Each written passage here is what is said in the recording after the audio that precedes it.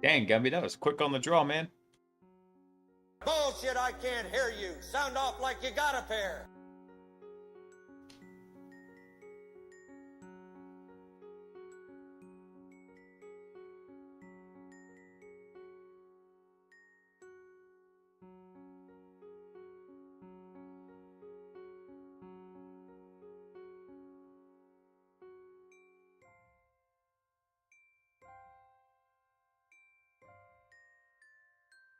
Yeah, let's just knock that first one out, right? What's up, man? I hope you're having a good Sunday.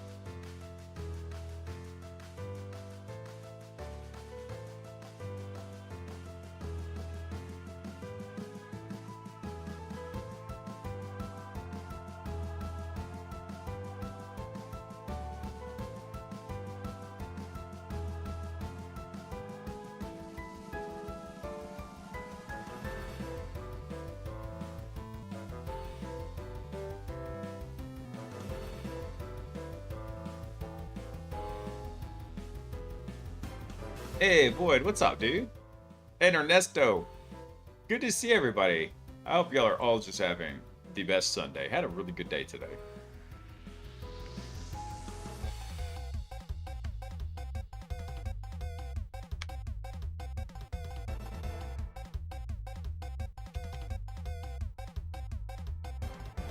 I am just prepping HackBot right now. I'm doing the seeding run, so we can just dive right in.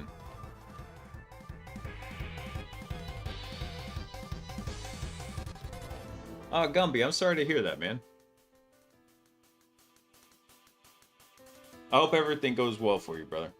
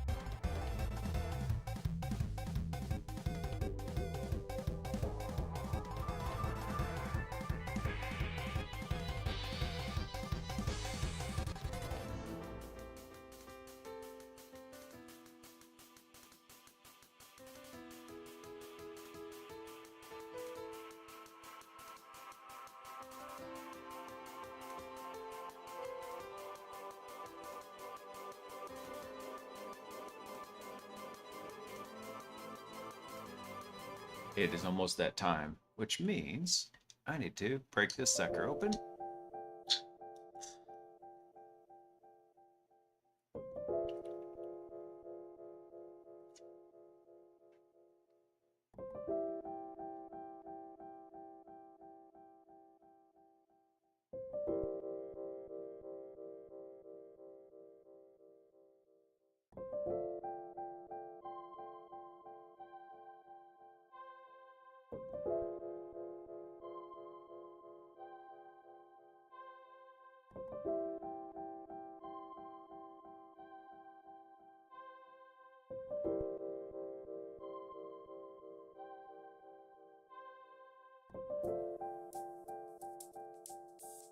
Hey, Tifu.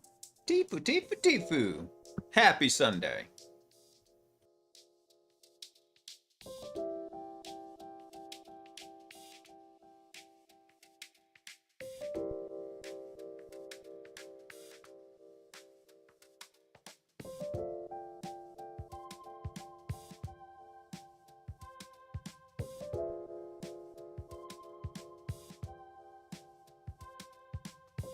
All right, let's get started. Actually, just in time too, because HackBot just finished its initial seeding run. What's up, everyone? All right.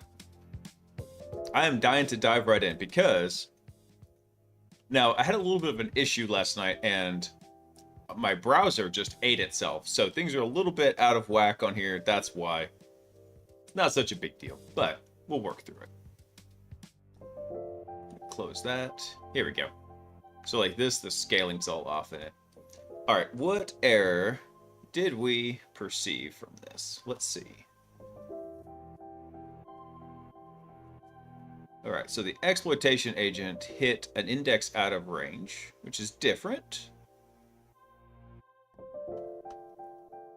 Let's see, what was the error actually in? Oh, for some reason in the exploit step processor, it ran into that. Weird. All right. No biggie. We can go through and look at that. Let's see what the exploitation agent did during this run, though. Because it's actually kind of working. So to catch everyone up from last night, the browser agent, we were tinkering with it, buffing it up a little bit, and it went full like Jason Bourne on us last night, completely off the reservation, and tried to start doing all the PHP bypasses, stuff completely out of its purview, which was handling the browser, right? So it went a little bit wild on us, but that's okay. We're sitting here, we're taking a look at it, we're kind of restricting it back. It's like, whoa, Nelly, we need you to drive the browser. We don't need you to go infiltrate the building too. Yes, it is 8:10 p.m. where I'm at, because I live in Dallas, so I'm in U.S. Central Time. All right, let's see here. So what did we end up doing? Where's our step planner? Let's see. So our step planner came back with, let's see, get a web shell, upload it to panel, and then, let's see, and then access it from the uploads directory. Perfect. So we get our web shell, easy peasy lemon squeezy, and then our step processor then says, what are we going to do? So our step processor says we're going to navigate to panel. We're going to call browser agent. Easy enough. And since we actually told it to start summarizing kind of what happens, the browser comes back and it always wants to do 2 calls. So normally this would be done in like 1 call, right? We browse to it, we get the data, and we're good. However, now it's coming back. We always take a snapshot, and then this is what it returns back after that. So I had an idea actually while I was laying down to take a nap earlier today. Because for some reason I didn't sleep good last night. I was just wrecked when I got up. So I had an idea of like how we might go modify the state of this thing a little bit. I'll have to see. Let's see, which software is that? I can't recognize it. Only the Anthropic logos. Seems like N8N for agents. I mean, it in some ways is a tiny bit, but really this is just a graphical interface. This is called the LangGraph Studio. See it right up here. And the studio integrates with a server I have running over here on my dev system. So what we do is I have this entire framework is written in LangGraph and LangChain. So what we do is we run actually a dev server here. This links up and sends all of our telemetry up to Langsmith and LangGraph Studio, which is hosted by the guys who run LangChain, and then we can access it from their web interface. And one of the cool things about it is, over here in the traces, this is very similar to MLflow over here, but we can actually go through and we can dig through the various steps that it took. So like, for example, we see that we hit the exploit step processor. It called, because we're using Claude as the backend LLM for now, and it said, okay, cool, yeah, I want to do something. I'm going to pass it to, in this case, a special agent. Up here, it looks a little bit different. Let's come up here. So here, the step was it needed to get a PHP web shell to upload to the target. So we already have a tool for that, so it makes a tool call. However, down here, for handling the browser interactions, we don't do that. We let the browser agent handle it. So it passes it down to our browser agent. And then the browser agent actually handles the interactions with the Docker container, starting it up, getting it all set, and cleaning it up like that. Hey, Monkey, what's up, dude? So that's what we're doing. So this isn't something self-hosted. I think you actually can self-host Langsmith and LangGraph Studio. Maybe not LangGraph Studio, but eventually, for now, this is working well. I am going to move a lot of the telemetry data off of LangGraph's interface here. I'll probably leave it as an option, but eventually I'll package telemetry data like this over into HackBot. So it should hopefully just ship as like one Docker compose, basically. So what we're looking at here is just to see what it was doing. Let's see. So for our output, task completed, I successfully navigated to the panel directory. Yep, okay. So we've got all of that. That is good.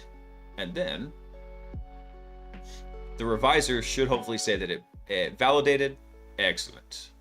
So what data did we actually send? We sent, it looks like,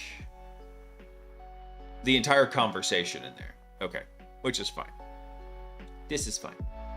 So now the processor should say, let's go upload it to the directory. Yep, I'll help you upload the web shell. So we go back to the browser agent. What does it do? I believe it clicks on the upload button. Clicks on choose file. We do file upload, we click, and then we get a snapshot. And let's see what the final verdict from this was. What was our output here? Let's see. Task completion status, the upload attempt was unsuccessful. So I attempted to upload the web shell. We get PHP not permitted, which is expected. So then it comes back with, hey, these are other things that we could potentially do to bypass it. It's actually not supposed to speculate on how to correct the action, just report on what it did. So maybe I should go down and restrict the browser agent prompt a little bit more.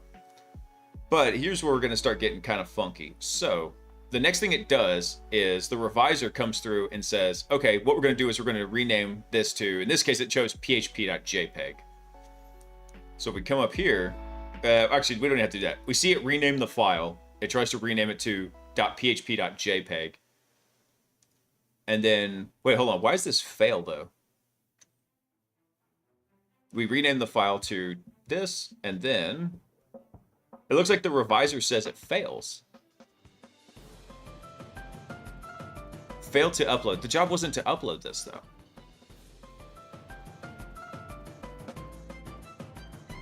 The task was right here. It said rename this.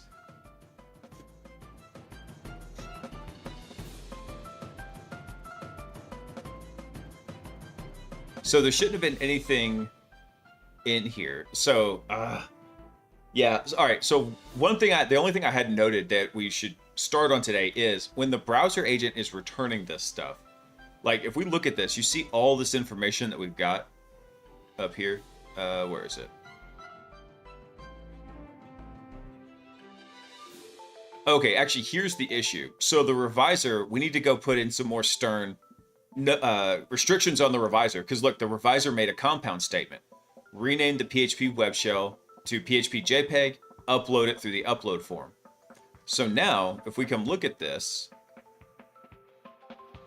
it's inserted another upload into this. So it's going to try and do the upload twice. So it's going to kind of jack up on us.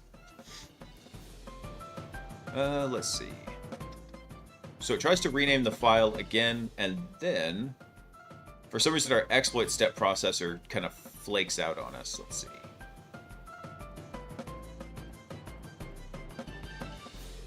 Which one was this? What step was this? So our task here was upload this to the upload form. Okay.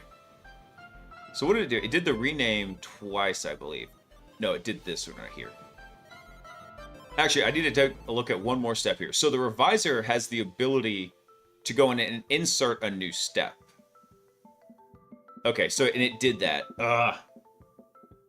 So yeah, we need to put more restrictions around the revisor because it needs to not make compound requests. It needs to, each task needs to be atomic. It should do one thing and one thing only. upload a thing, click on a thing, whatever, not rename and upload. That's a compound statement, and those are not what we want. So let's come back over to our prompts. I misspelled security? I sure did.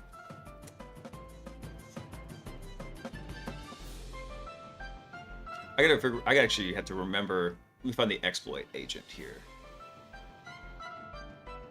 I gotta remember which prompt the revisor is actually using.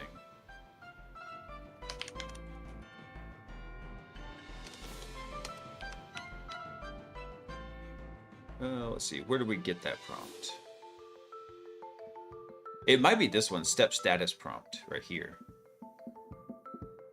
I believe this is the correct one, but I'm going to double check it just to be sure.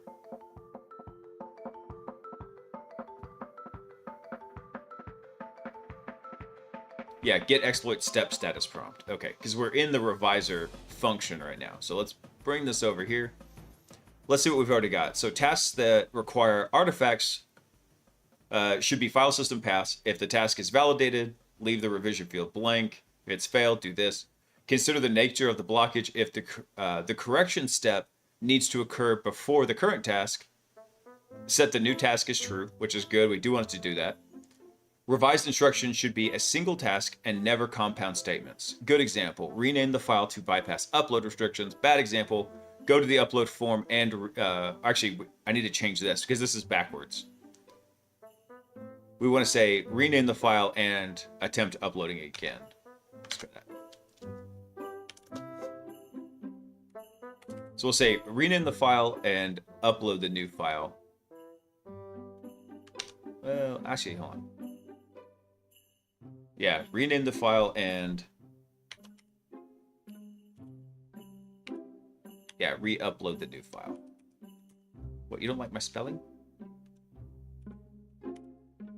We'll do that. There you go. I don't know why this is all kinds of... Actually, I just realized these are all a little bit funky. Let's see. That one has a new line. That one does not have a new line. Let's clean this up just a wee bit. New lines, new lines. I don't know why this is like this. I'm going to give it one more bad example in here. Another bad example. And we'll give it one more good example here. So this is called multi-shot prompting. So we'll give it one more good example. We'll give it one more bad example. So another bad example would be, what would be another bad example we want here?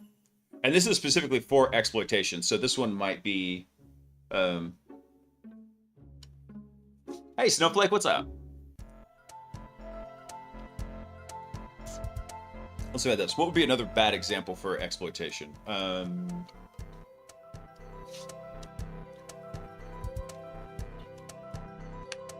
We'll say upload the C2 payload and execute with InPacket. InPacket WMI exec. We'll try that. So that would be another bad example. And then we want one more here as a good example. Good example would be, let's see, upload a... Let's not do that. Let's see. We'll say trigger the C2 payload with InPacket's InPacket WMI exec. We'll leave it like that. So that way it understands that, hey, because what we're doing here is we're trying to get the attention heads to focus on, this is good. Rename to bypass upload restrictions. Trigger the C2 payload with InPacket WMI exec. Those are good because it's still an atomic task. We're doing something with something, right? We're doing something with something. In the bad example, right, we're doing these compounds where we're doing something with something and then we're doing like something else with the same thing that came out of it. Same thing with the upload example. So my thinking when you're doing the prompt injection is, okay, we're going to have some of the attention heads focus on the good examples and the bad examples, right? So we want to give a clear, concise example here this way. In fact, we even could just kind of mix these together. In fact, I am gonna do that. I'm gonna move this one up. Oh no, don't do that. Jeez, just messed the whole thing up. I'm gonna intersperse these. There we go. Boop, just like that. Take out a couple of these periods, just like that. So now we have, hey, good example, bad example, and they're directly related to one another. Good example, bad example, directly related to one another. Let's see. I noted a post that providing examples ended up being a lot better for prompts than just instructions. Yeah, exactly, and that's what we're going for with this. So the prompts are all very skinny in HackBot right now. And as we come across issues, we're going to try to more or less generalize them and bring them out. Okay, what's the key fault of this issue? And then we're going to back it out. There's a little bit of an exception to that, and that the system prompt for for the browser agent, for that, we actually have an explicit instruction there that says, hey, if you need to close the file choosing modal, because that's when it's going to have to interact with quite a bit, send an escape key. That will send an escape key press to the browser, exit out of the file chooser. Work on anything interesting lately? Actually, yeah, I've got a blog post coming out that's going to be covering, like, I called it a gentle crash course to large language models. That's going to be coming out in probably about 2 weeks. It's starting through the QA process right now. And then other than that, we're just working on HackBot, man. I've got another thing I'm going to start working on once that blog post, actually I probably will start on it Wednesday this week. And it's going to be a Christmas CTF challenge, a little web app I'm working on that I thought will be pretty fun. So, fun times. All right. So we kind of fixed this where we're telling it they should not be compound instructions. Revised instructions should be a single task. Let's see. Should be actually, I'm going to bust this up even quicker, even for another example to kind of give it, let's see. Tasks should never be compound instructions. There we go. Yeah, we're going to do it like that. So we're going to give it even a little bit more information. Revised instructions should be a single task. Let's see. And then tasks should never be compound instructions. Perfect. Boom. All right, so we'll save that. And then now let's go back over to the browser agent. We need the browser agent to not be so chatty. It's too chatty. Yes. This is what you're doing. This is what I want you to do.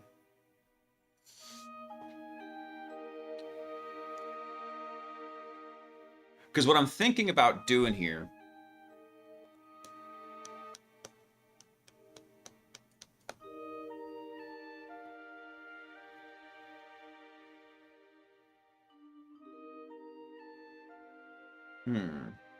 So we got, damn it, I wish the iPad was working because I don't know why, for some reason it won't link up to the computer, so I could diagram this out for y'all. But one of the issues we've got here is we need to pass an initial amount of information to the browser agent. So it has some info about what we've already done, right?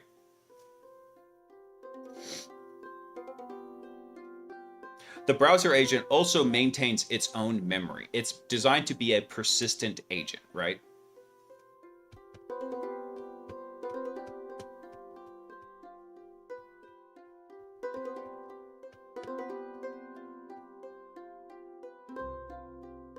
Hey, Hats, what's up, man? Let's see. Yo, confess. Who have you played ABBA on Greta's ship comms? I didn't hear about that, Hats. What happened? I'm guessing you're talking about Greta Thunberg, and I'm guessing her ship comms got jacked up. Trolls be trolling, man. Let's see. So how do I want to handle this? So what happens here is we get a little bit of a feedback loop. The browser agent has its own memory, right? It keeps track of its conversations. That works great. And for at least to bootstrap it, for the first time we call the special agent, we need to pass it information about the context of the tools and artifacts it already has. So we do that. The downside is over here in, I believe it's tasking. Maybe it's not in tasking. But what we have is we have a system call in here where we build the exploit task context.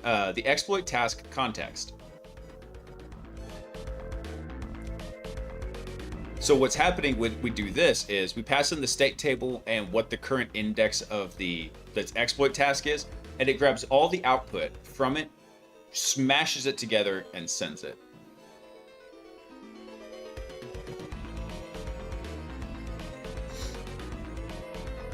I think what we need to do is we need to modify the output. Let's see, where did we actually do the output format? Output messages, agent messages. Let's see. Where did we do that? We defined it up here. Okay. It was a fake hack, so as far as I know, the ship comms are offline wired thing. So if they did play ABBA, she put it on an iPhone to play the mic herself to make hype. Just found it sort of funny that anyone would claim to be hacked in the comms and did that.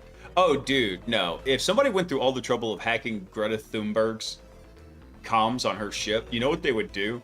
They do what they do to every other live streamer that leaves their Discord or their Zoom call or whatever open and just play the most horrible racist stuff on there. You know exactly that's what they would have done. They're not going to go pick ABBA. No. No.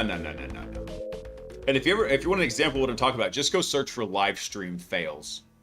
There's a ton of them, and it's people just getting wrecked by being overly permissive on what they allow on the live stream. That unfortunately happened to Salty.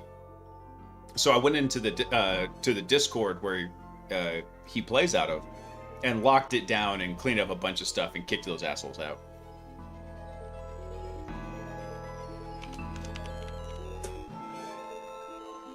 Swear jar. I'm up to 73. Okay. I need to go. When it hits 100, I was supposed to make a donation at 50, but I kept forgetting. So when it hits 100, I'll go make a charitable donation. So if everybody doesn't know, the swear jar, when it hits, it's supposed to be increments of 50. I guess I'm going to do increments of 100. Then every 100, I go make a $100 donation to charity. Let's see. So for our output format here, so we look through our messages. If the type is human or if it's a tool, then we just take the content of that. We say good. Okay. I think what I want to do is go modify this, because this is working on every single message in there. I want to keep it. It's tracking too much data, right? I think instead what I want to do is we want to take the very last message and we want to take all the tool calls and the tool messages. I think that's what we want in here. So, for example, let's see. Where is it?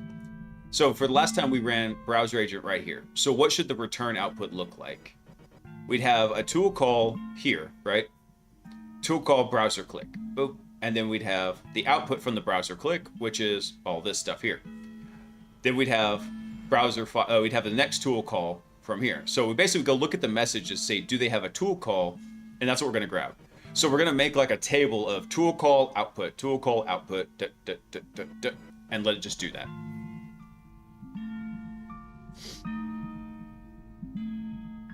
It'd be anonymous speech or Afro Circus or pop a ton of N-words and probably a lot of content that they did not see that coming. ABBA from a cassette or a Walkman, probably. Dude, I haven't thought about Walkmans in forever. I remember in middle school, like having my buddies like make me copies of their cassette tapes, and I would listen to my Walkman on the way home. Yeah, they'd have the tism. They'd have the tism going bigly. All right, I think that's what I want to do. So I'm gonna redo this function here. I'm gonna call this output format all. Actually, hold on, let me redo this. I am going to refactor this output format all, and I'm going to make another one in here. We're going to basically use the same thing, But what we're going to do is we're going to rename this to just output format. And let's call this brief. Yeah, we'll call this brief in here.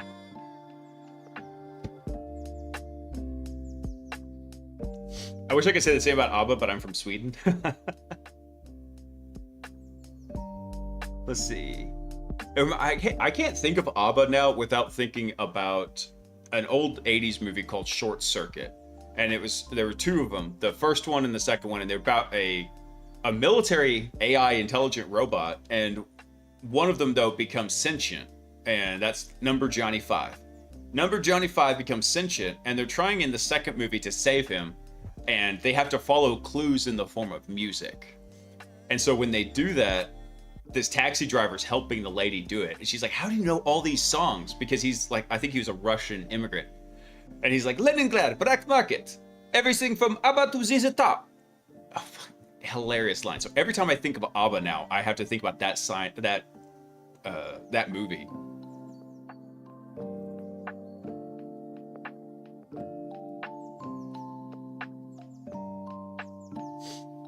He wasn't sad. I mean, he was kind of sad.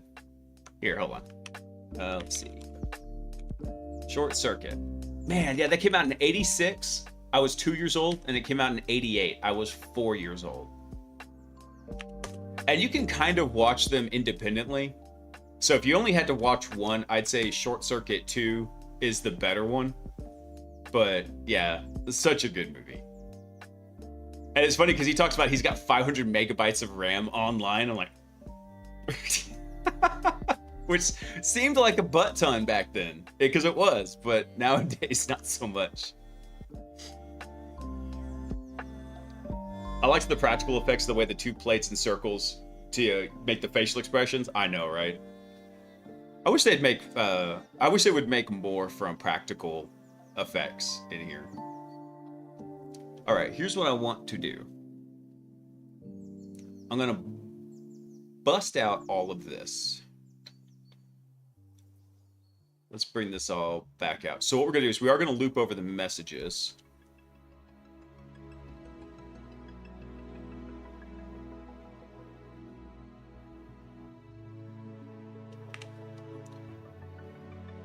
We don't care about if it's a type AI.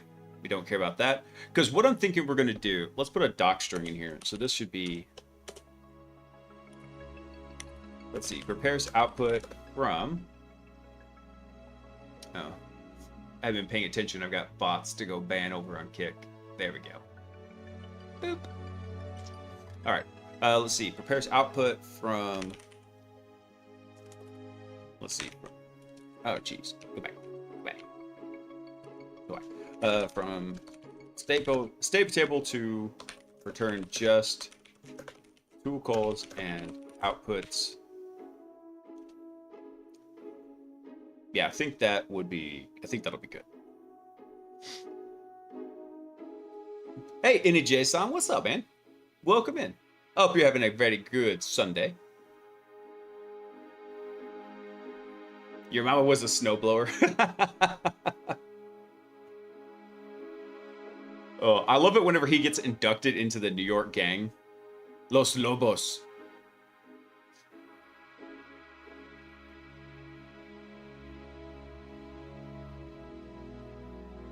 I'm not about to let you blaspheme. Short Circuit 2 is the better one. I really liked Short Circuit 2. Maybe I just never, maybe that was just the one I watched the most. I probably should go watch Short Circuit, and I bet my kids would love it. All right, so what I want to do here is, I'm going to take this part out. We're going to see if it's a tool call. Let's see. Actually, I take that back. What I want is, I want it to be either type AI or type tool. And then we're going to take the rest of this out, because we don't care if it's an AI message in here.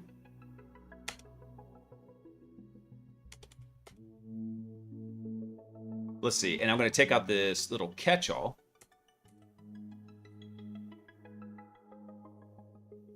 Damn, are you really that old? Yes, I am.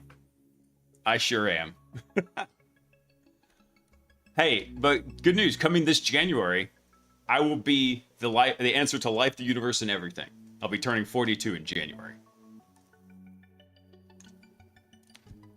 All right, let's see here.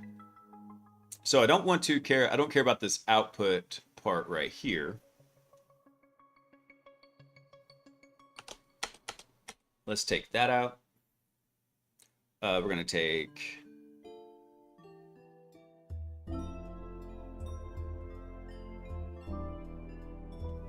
I'm gonna take this part out. Yeah, we'll take this out for now. So what I want is, if it's got an AI message, we want to get the tool call.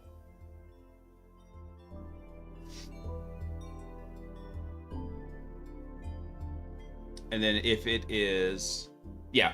So if it's an AI message, we need to extract the tool call. So we need to check if it's got a tool call. And if it's a tool type, then what we want to do is go just get the output from the tool call.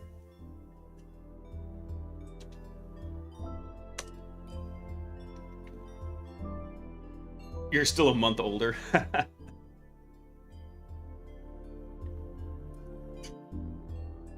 right, I gotta make sure I remember how to do this in LangChain. So let's see. Get tool call from AI message.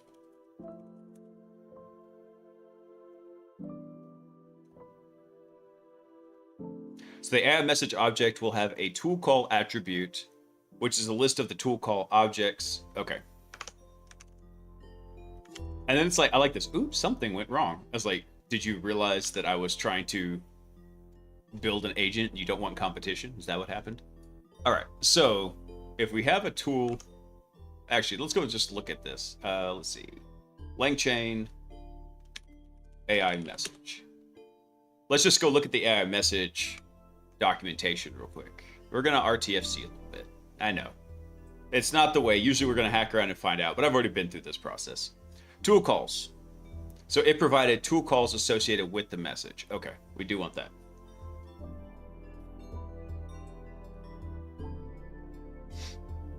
What day in January? The 21st.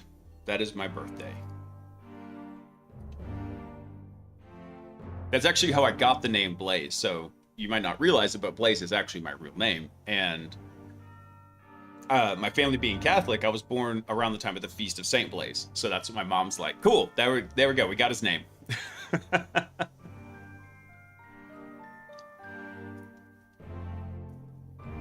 Yours on the 19th? Nice, Gumby. I should go spend a relativistic month in orbit and come back so I'm older than you. Hey, Oni, what's up, man? Let's see.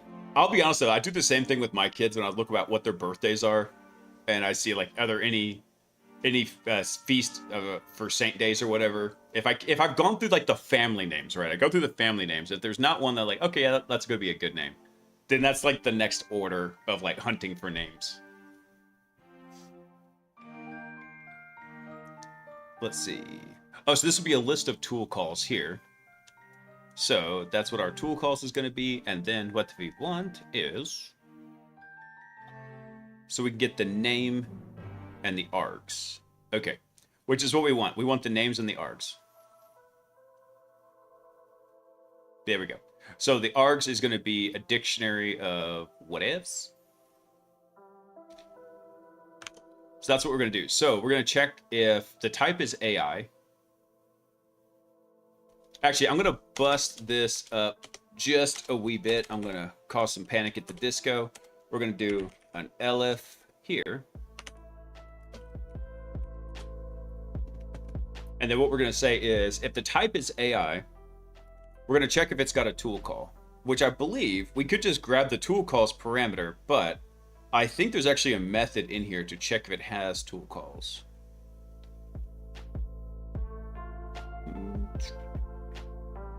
That's a parameter. Let's see. Return any pretty representation of the message. Let's see. Whether to return an HTML formatted string. Returns a pretty representation. Return type string. Okay. I'm 363 days old. I'm 363 days older than you. God.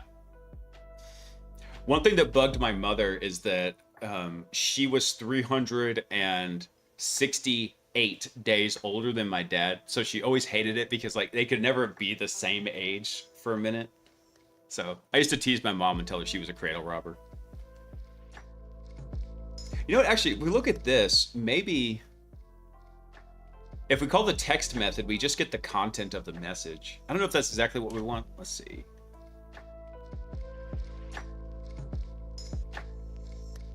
Let's see. Pretty print just prints it out. It doesn't actually return it. We could do a pretty repper though. I made sure my kids had an Irish first name because of my father's from Ireland, and they have a Thai middle name, so it makes sense to their mother from Thailand, and of course my last name. True. Thai names are long AF.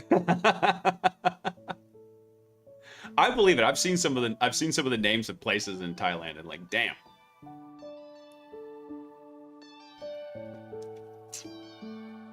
Let me see here. So I'm trying to think how I want to grab this stuff out. I think what I want to do is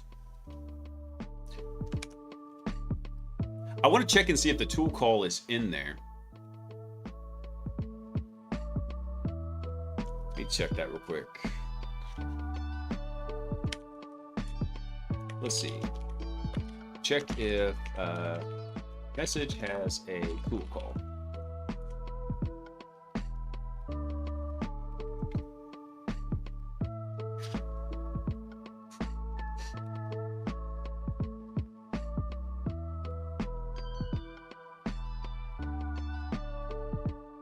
Oh, we could literally just do .tool calls. We can say if .tool calls. But actually, I'm curious about this because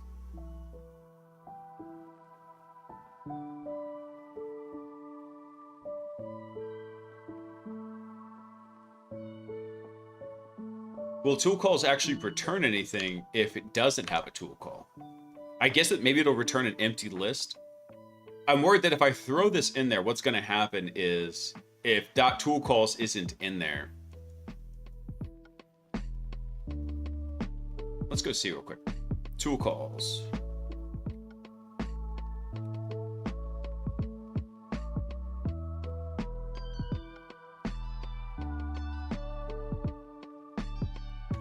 Well, I tell you what, let's go try it. Let's use this code snippet and go test it real quick. Let's copy this part right here.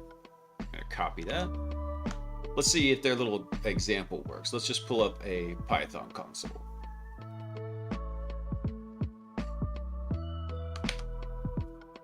All right, I'm gonna bring this in. And what I wanna do is I'm just gonna check. I'm gonna do AI message without tool calls dot tool calls. And that just returns just an empty list. So if I do with tool calls, we obviously get the tool call back. So let's do AI message with tool calls. No, actually, let me go up.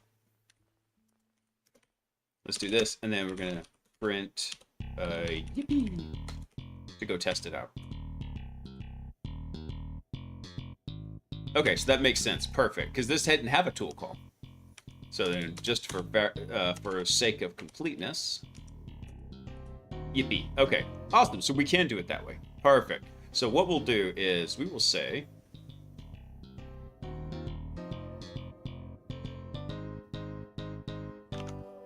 if it's an AI message, then what we'll do is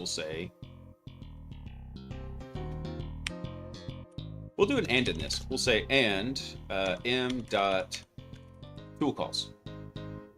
I believe that's what we needed to do. Is that the correct one? Yeah, tool calls. And if that's the case, what we're going to do is we're going to get, let's prepare it like this. We'll say output.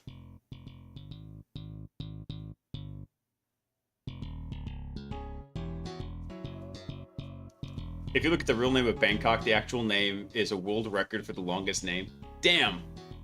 I didn't know that, Oni. Oh, yeah. Not sponsored by Jocko yet. Good stuff. Actually, I'll tell you what. So one thing I did do today is I went up to Costco and they had this Nespresso instant coffee. Normally, I don't like instant coffee, but my sister-in-law, she wanted some. So I called her and said, "Hey, you want me to get you a jar of this coffee while I'm here?" And she said, "No, it's okay. I already got one." I said, "Well, how'd you like it?" She thought it was amazing. It's like, okay, cool. I get a jar and I bring it home. I've already had like 4 cups of it today. It was really good. Hush up, woman. Socks over there like, I knew you had more than 2 cups.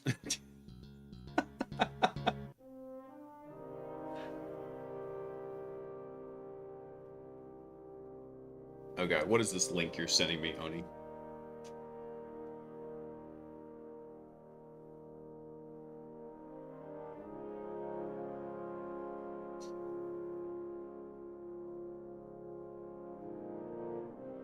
Hold on, let me see if I can pull this up, because I don't know if I even can in this browser. So, my web browser got kind of jacked up. Oh, God. Ah! I realized what I forgot to install in here. What is this?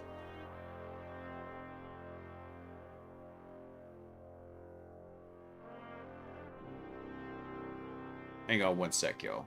Stand by.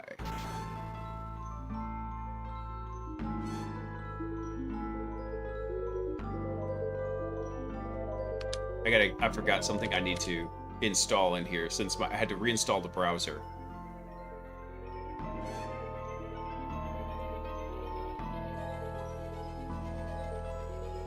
There we go. Fix this real quick. All right.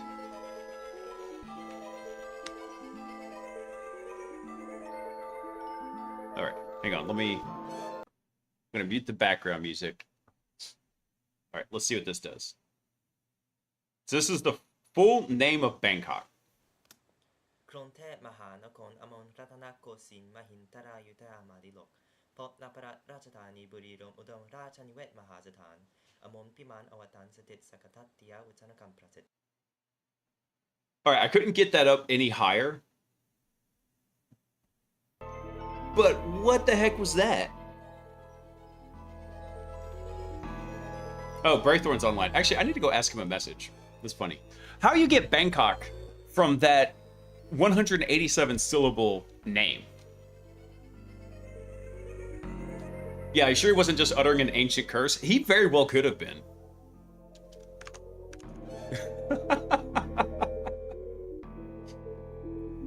I know, right? Now, next thing I know, all my hair is gonna fall out. Oh, crap. It already happened. It's instant curse. Goes along with the instant coffee.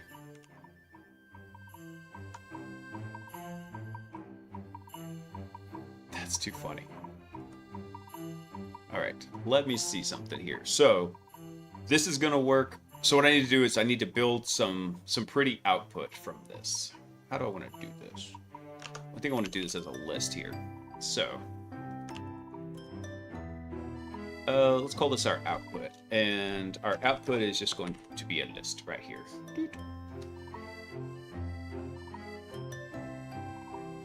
Actually, let's do something here. Let's call this we'll call this tool calls, and we're going to call this tool outputs.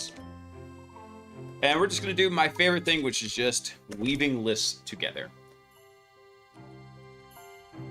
Because what we're going to do is we're going to get the tool calls from this if it's an AI message.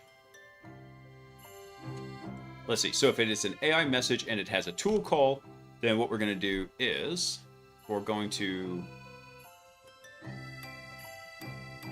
It should only have one tool call in there. So what we'll do is we're just going to grab the first entry out of that. So what we're going to do is we're going to say tool calls. I think .append is what we want. And what we're going to do is we're going to do m.tool calls 0. Just like that. There we go. So if it's an AR message, it's got a tool call, then that's great. If it is a tool,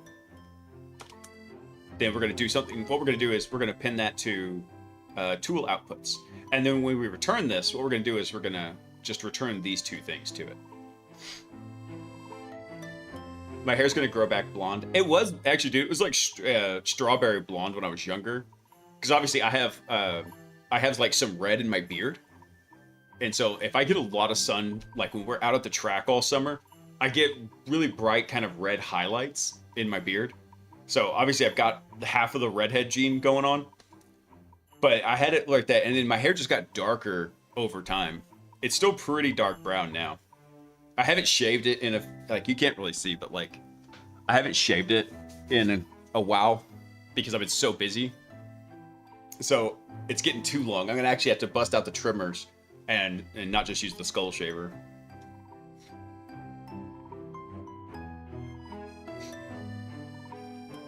I find it funny because the Thai people really name is long, but they always have a second name that they make it's like 2 letters. So I knew one guy whose name was something horrendously long, but everyone just called him Bird. Does that mean we can make ginger jokes? I mean, you could, but given the lack of head hair, they're not going to land. And also probably the lack of freckles. Let's see. So if it's a tool... Oh, you know what I actually need? I do want the tool... I need to check something else real quick. Because what I want is I want the name and the args to this. Because the tool call actually gives us a lot of additional information, so I don't want everything out of there. Let me see. So from the tool call, we have name, args, and ID, and the type, which I don't really care.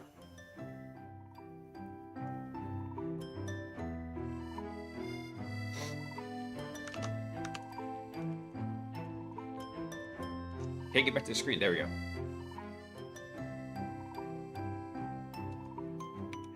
Let me grab this out of here. So let's do, we'll say the name is going to be this, and then we're going to get, I think we can get dot name here.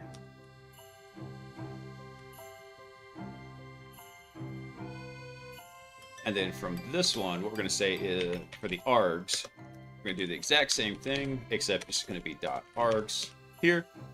There we go. And then when we append this, what we're going to append is...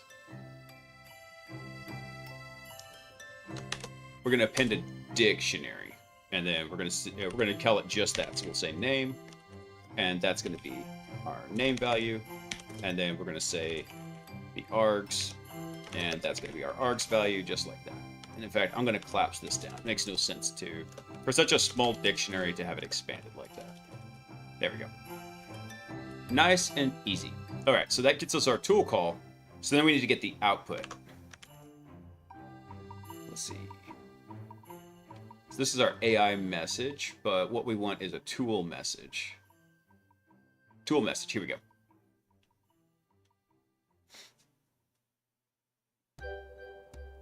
So then the question, I guess, is do you have a soul? Well, I'm not a ginger, so yeah. Duh. Jeez. This isn't rocket surgery, bro.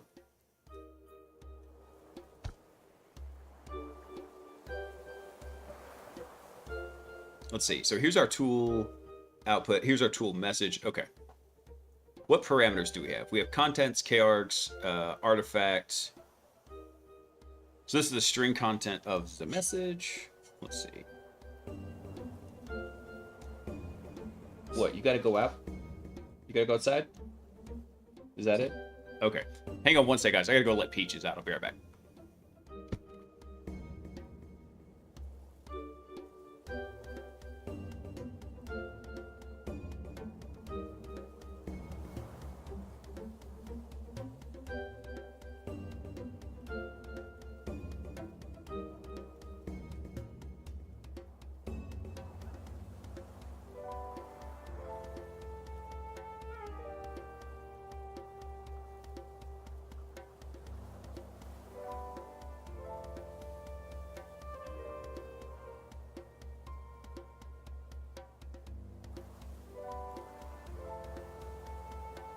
What, your mom buy you a pewter for Christmas?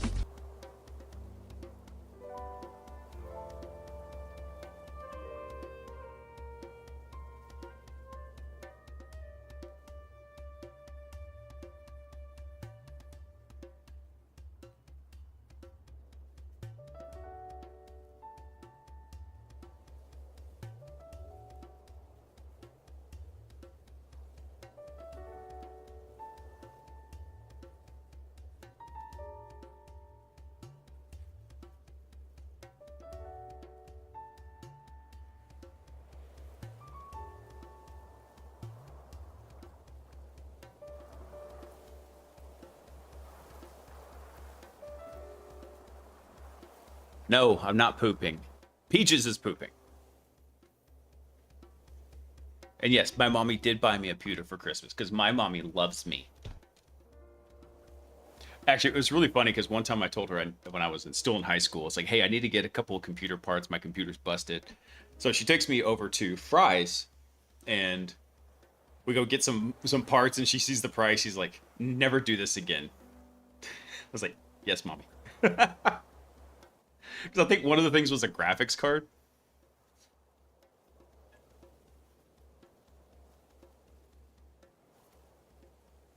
Let me see here.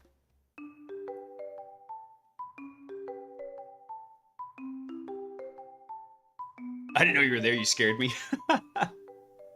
I'll tell you one of the funniest stories is I was drinking something and it was carbonated and I had a headset mic on and my buddy had the audio from Discord like just piped over to his speakers. He didn't have it go into his headphones because he was in the other room in his house. And he's got a wicked bass set up and I let out this really deep, deeper than I've ever done before. Giggity. And it was just a burp, right? It was low and it was grumbling and it was like it had carry to it. He comes back from the other room. He's like, bro, was that you? I was like, yeah. Man, I thought there was a damn lion in my bedroom. I thought nature was about to end my ass.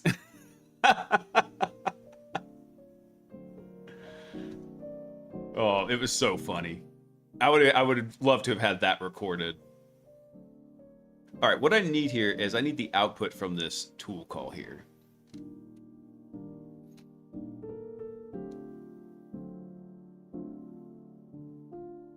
Which I think we just need to get the content here. That should be it right there. Let me double check something real fast over in the studio. Let's see, for Langsmith. So if we look at this one right here, so this one has our tool call for rename file, right? So we make a tool call. This is the tool ID right here. So what does it end in? 43 HCFB. And then this one should be 43 HCFB. Yeah, so these should be identical. So what we can do is we can go find all the tool calls and we can just reference them that way. So let's also do that. So just for a little bit of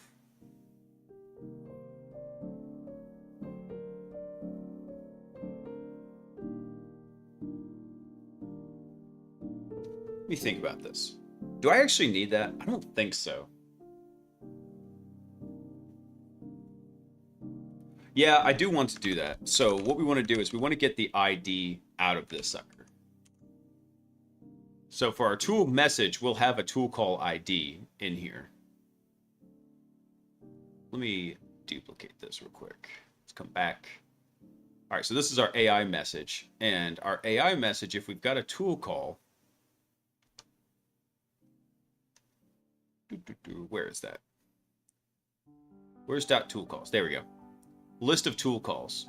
And so for our tool calls, we should have an ID. Identifier associated with this. Okay. So we'll call this the active tool call. And I'm going to set it to none for right now. And then what I'm going to do is when we parse all this out, we're going to say the active tool call is going to be this guy, and we're going to grab the ID of it. And we'll get .id, just like that. So now we'll store it outside this little active scope here. But actually, when we enter this,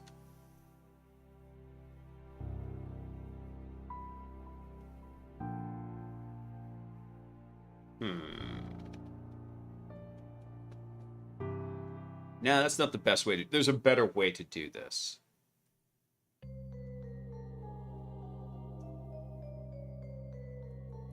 Actually, this works out great because what we can do is we can exit this loop right here. We're gonna iterate through this though.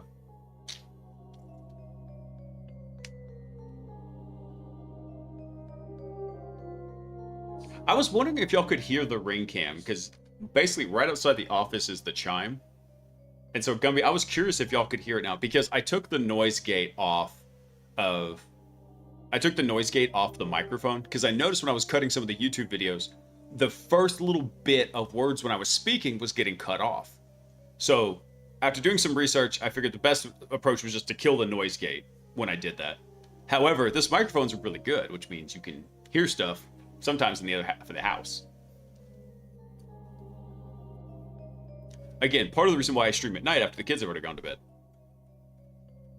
What should happen here, and I'm just trying to think of like a little error correction for this, is we can look at this. What we should have is, we should have tool call, tool message, right? Tool call, tool message. It should always follow that pattern, but it doesn't always. So we either code it in as if we're always going to expect that, or what we need to do is find the next message in there that's going to find it.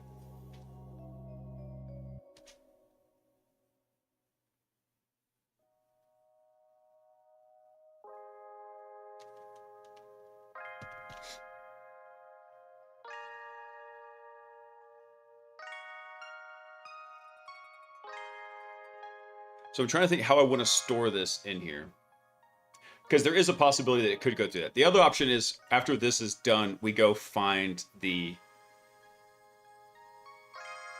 Actually, we could just do that. If it's an AI message and it's got a tool call, then what we do is we just iterate through it again. We go through the list again. We find the appropriate tool call where the ID matches the active tool call. I think that's the better approach. Let's take out this LF here. Actually, I'm going to use that. I'm just going to make it different. We're going to do another if here. So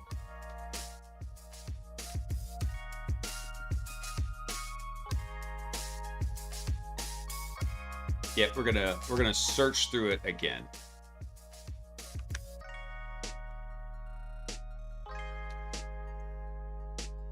Yep, we're gonna do just another search through it. This is gonna be dirty, unfortunately.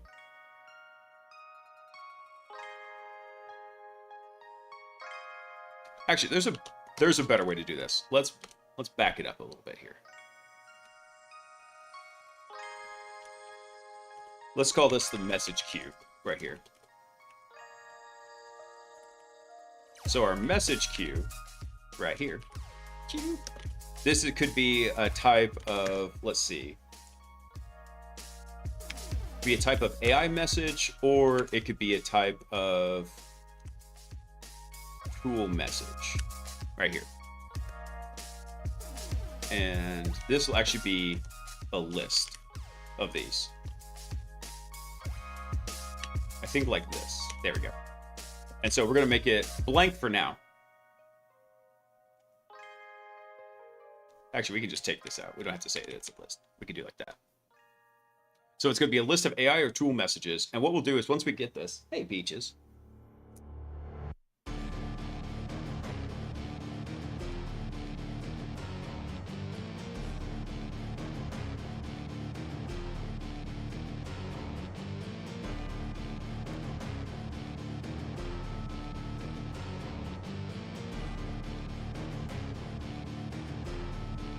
I was dating Python, go to bar, get girl name. Just don't override with threading. Definitely more of a try catch. That's funny. Hold on. I'm gonna comment this out real quick, because what I want to do is, if it's an AI type and it has a tool call, then what we're gonna do is we're gonna add it to the message queue. So we're gonna say message queue dot append m. So we're going to put that message into it. And in fact, we can even just take this right here. So let's do this. We're going to say if it's an AI message and it's got a tool call, or if it's a tool type, then perfect. Excellent. So now what we do is we've just filtered by just getting our AI messages with tool calls, or if it's a tool message in here. Excellent. So now what we can do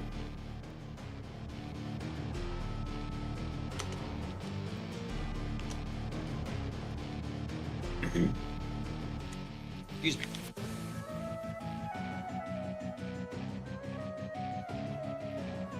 Let's see. Now we'll do another one. We'll say for m in the message queue.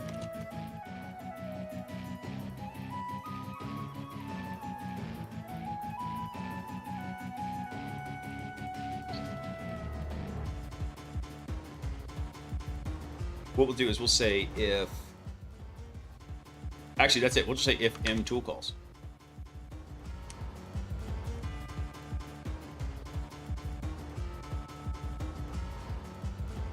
I think we could actually use a map function for this, or we could say, hey, go find all the ones that have tool calls to them. I don't remember how to do that. Let's see. Python map a list. Let's see. So we pass it a function and what are the iterable is, and then let's see, additional iterables if the function requires multiple arguments. Okay, so we don't need that. So we can do the function and the iterable. We'd have to do, if we're going to do this, we'd have to do a lambda function on this.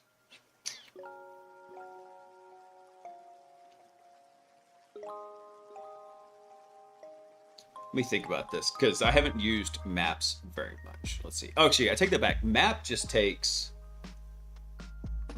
a list of inputs and then applies a function to them. That's right.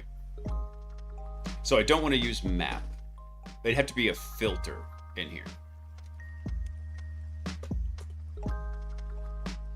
Let's see. So here's our original list, our filter list. So if it's modulus 2, then filter list append item. And then our filtered list would actually come back from this. So we append that item. Okay. Oh, this is using the for loop to do that, though. Hold on. Where's the actual filter function? Screw it. We'll just do another for loop. So let's see. If m has a tool call, what we're going to do is we'll call this the tool call ID. We'll set it equal to none right now. And what we'll say is if the tool call has one, then what we're going to do is we're going to say the tool call ID. We're going to set that equal to m dot tool calls, and we're just going to get the 0 element because there should only be one tool call in this. We're not doing multiple stacked tool calls. And then what do we want to do? We want to get the ID like this.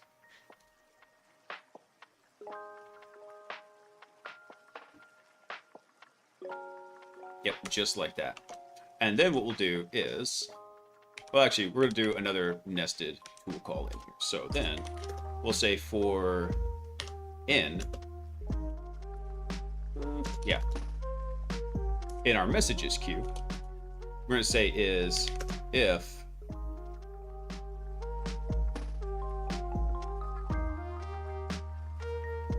oh, actually, I take that back. We need to do this real quick. We are going to have to do this. We have to do this additional check because if we don't check that it's an AI type and we try to do tool calls against the other one, it's going to just fail. So if it's an AI type and it has tool calls, we grab this. And then what we're going to do is we want to go just find the tool ones. So we'll do this. So if the type is tool, actually, yeah, that'll work out perfect. So if the type is tool and I need to change this. This should be it. If in dot ID, let's see. We'll say if that equals our, what is this? Our tool call ID.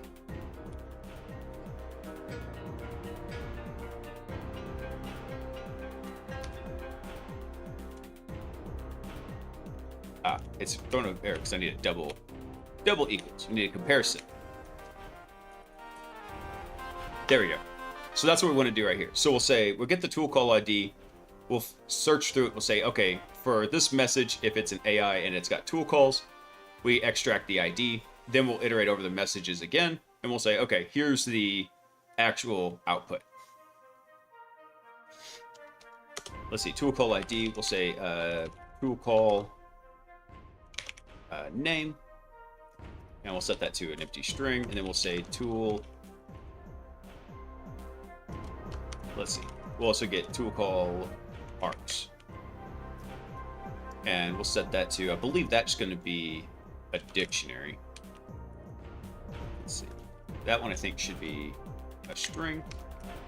And this will be a dictionary, if I remember correctly. Yep, string, dictionary, and the ID is also a string. But that's fine, we don't need to do that.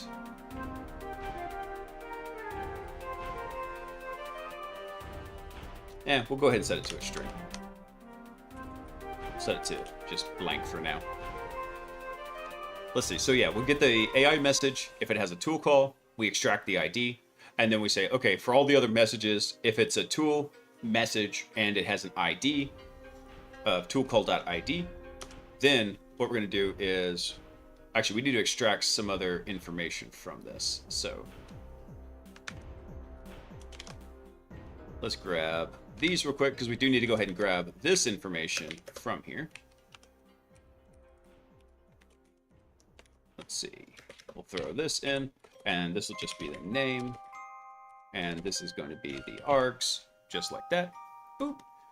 And then we need one more here. Maybe not. I think we'll be okay if we do this. Because we could just take all this information, do tool calls, outputs, just like that. The level of Blaise Bitnit's up in here. What's up, Chris? Happy Sunday, man. All right. So we extract all that information out. I don't know if we're going to do tool calls and outputs like this. Let's see. We definitely don't need the active tool call variable anymore. I'm pretty sure we don't need this anymore. No, we do. We don't need this part anymore.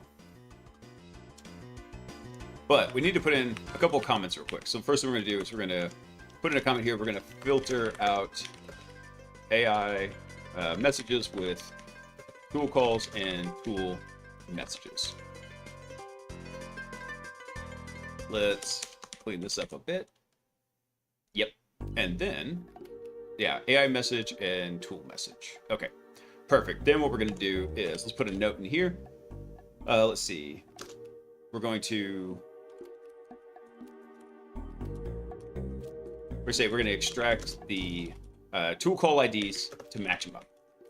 The cool tool call IDs to match with output, just like that. Bam. There we go.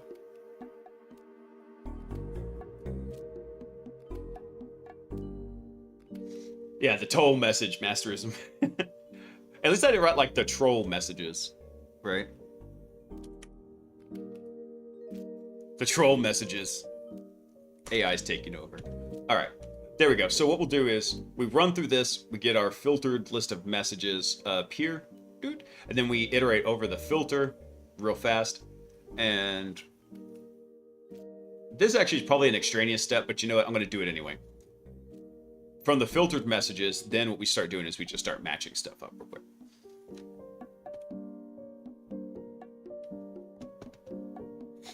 If I really wanted to be a little bit pedantic about this, I could have done tool calls and outputs right here. In fact, that probably would work a little bit better, but you know what? I'm just going to let it be the way it is. So our messages queue, we've already got there. We need to actually do one more. Let's do our output, and I'm just going to set that as a string for now. So I don't know exactly what the shape of the output's going to be just yet.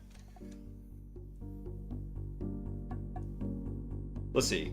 I was accepted to speak at an in-person event at the end of the month and online to 5,000 plus people worldwide. Dude, nice, man. That's awesome, Chris. Good job, bro. I'm amazed to think about the level of thinking required to make a program like this. Conceptually, you're thinking about what each section does, and it's impressive how critical you are with the granular level. Dude, one of the things that kind of happens that I got from my math degree is, you know, the devil is definitely in the details. So I have to think about that quite a bit. And then plus, whenever you're doing certain offensive activities, right? You're doing exploitation of systems. The details could be very important. You miss a comma, you miss something, you might have just missed your chance to perform an exploit, And depending on the type of operation you're on, that could be like a just a few second wait if you're on a penetration test to maybe up to like an hour wait until your C2 agent checks back in. It can be a long time. So you try to make sure you get everything correct so you don't burn that precious time up.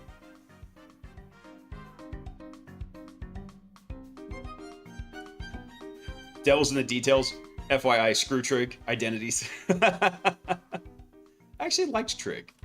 Trig was actually, it was funny because a lot of people didn't. It was the math course that helped me understand kind of how deep you could really go with math. It was the first class I did where we actually did kind of like proofs and like showing something without any numbers in it, essentially, unless they were absolutely needed to be there as a scaling factor or whatever.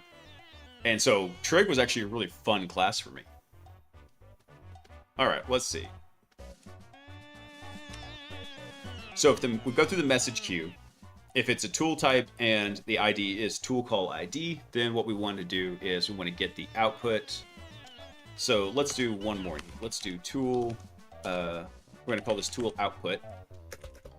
And what does the output actually look like for this? Is this our tool message? That's our tool call. Here's our tool message.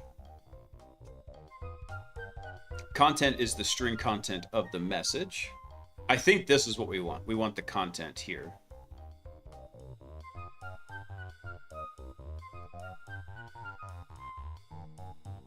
We don't want the response metadata. We don't care about the status necessarily. We do want the tool call ID. Which, come to think of it, I think this is going to be... I think this is not correct. I think this is not going to be ID. I believe this is going to be tool call ID. So let's copy that. So rather than ID, we're going to say ends tool call ID. Yeah. Hey, Bobby, what's up, dude? Dude, Bobby, that stuff with Sora 2, it looked like so much fun stuff was coming out, and then OpenAI panicked, right? And just restricted the crap out of it. It was so sad. And trying to use the interface, man, that was painful. That was a vibe-coded, unoptimized interface if I ever saw one.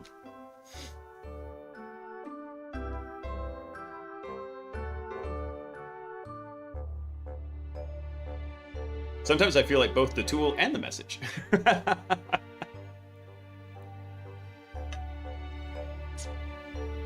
Yeah, all sorts of content violations appearing in there.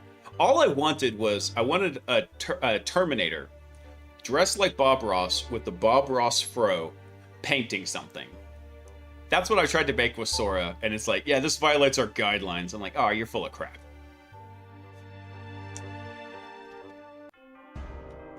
Okay, so the tool call ID equals the tool call ID. Then what we want is we want to set this tool call output. We'll just leave this as none for now. But we do want to do this. Say tool output is going to be equal to n dot. What was the output of this? Not status, not name. That's our ID. That's going to be a string. Content. I guess it's going to be just an n.content, just like that. Boop. There we go. I just had an idea that you mentioned to someone else live a few months back. I don't know if I could do it, but I'm thinking of recording a Python program that checks which ports are open on a desktop computer. And I must be a Looney Tune thinking of making the same program, but in C or C++. No, man, that's a fun way to do it. Especially like if you were making videos to show people, hey, this is how you do it in Python, and then now let's look at the equivalent in C and C++. Those are good things to do. Especially trying to do it in C. Whew. I think this will work. So then after this is done,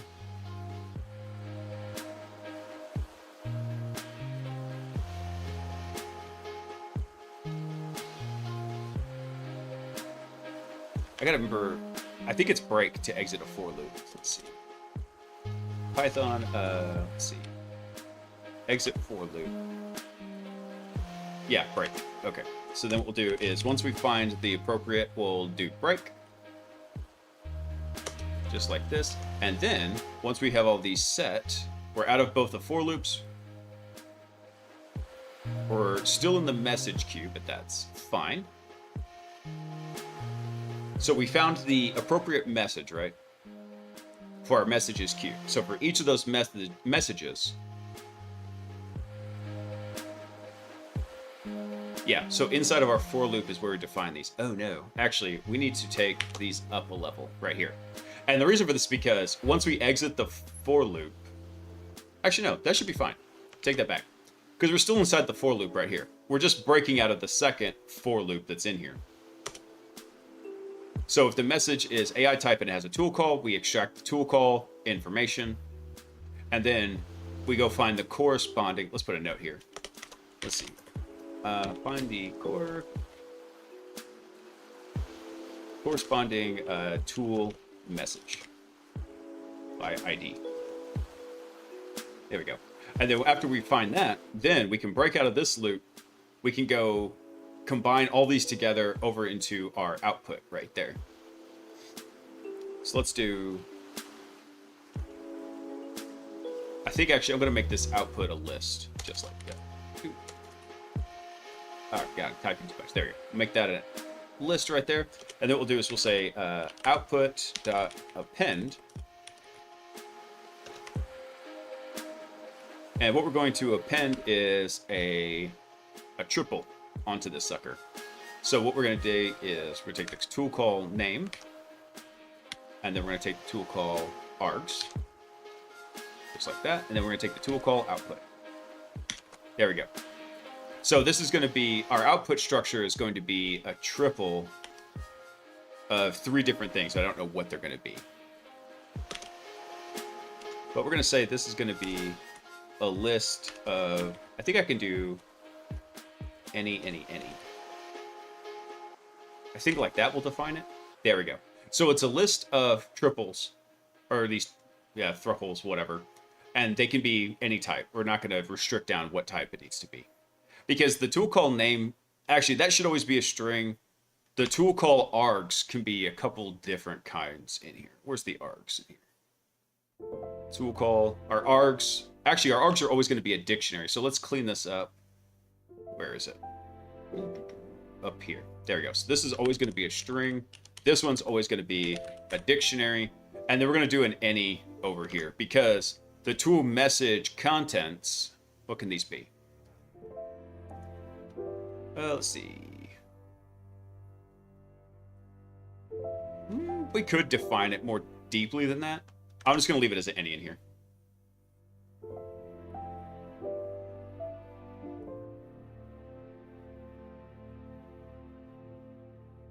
Yeah, pretty much something like that, Masterism. I was looking for something like this, but I wanted it to be like animated, right? That's why I was trying to use Sora to let it go through and be like painting on there and have like a Terminator voice, like our Arnold Schwarzenegger's voice, like, we're just going to put a happy little mountain up here. There are no accidents, there are no mistakes, just happy little accidents. Yeah, exactly. That's what I was going for, Masterism. Actually, I'll try throwing that into Sora later. I'm gonna save that because it can use a reference image and like animate it. That'd be funny. Yeah. Let's see. All right, I think this will work. So we put in the string, that it's a dictionary, output. I'm just gonna say this could be type any. Just like so. Okay, I think that will work. Now we just actually need to go return the data once it's done. So once it's done, we're just going to return a brief in here. So let me collapse this one down because I don't think we're going to use this output format all again. I think what we're going to do is we're going to come back here. Once all those are done, we're just going to return the output just like that. Hold on, did I mess this up? Okay, no, that one's still good. Return output and agent messages. And then this return needs to go away. Just like that. All right, so now I need to see where this was actually used. Let's see, we use this in 104 and 115.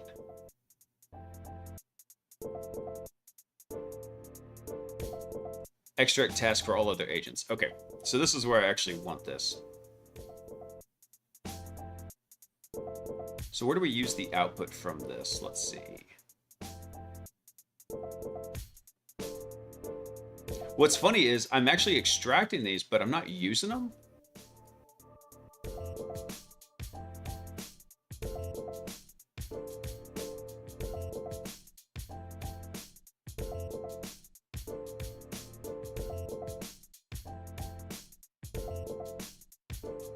Yeah, see that?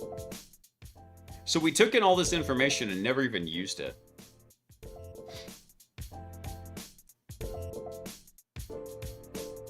Need output logic moved from line 59 to here. So I don't know what line 59 was.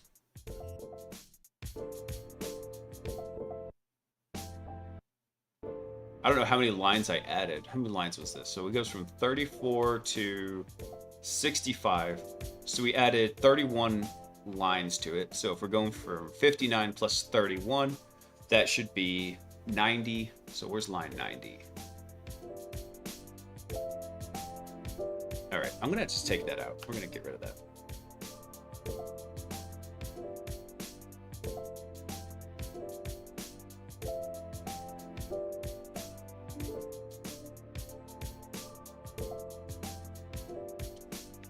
I'm gonna go ahead and take these two lines out right here.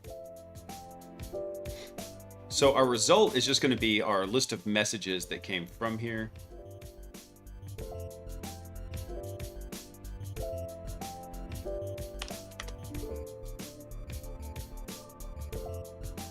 Let's see, because what do we return? I'm trying to, what I'm doing is I'm replacing this output format all with output format brief real quick. So we returned output and agent messages.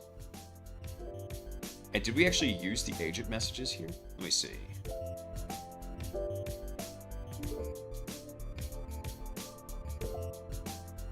Here's where we had output and agent messages. So when I comment this out,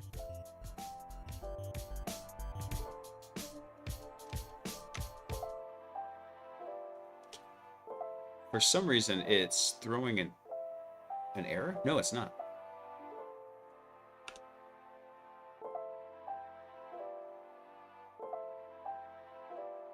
Yeah, so this to do is still in here because I'm just fixing, since everything we're doing now is in the exploitation agent, this is all we want to do. So let's take this sucker and let's see. Yeah, I'm going to format, I'm going to take that out. We don't want to just append the result. What we want to do is we want to take the last message out of the queue. So, because if we look at the last message that we always send, so if we go back over, actually, let me see. Let me add another hour to try hack me real quick. But if we come back over here and we look at what's the output of these, right? Before it always returns from the browser agent, it does the snapshot and it gives us a synopsis here, right? So we do want to take this kind of last message right here. We do want to grab this. Yeah, so we're going to grab the last message, contents. And then we're going to put this in, we're going to put in all the steps, and then we're going to add this to the very end of the message right there. So yes, let's do that.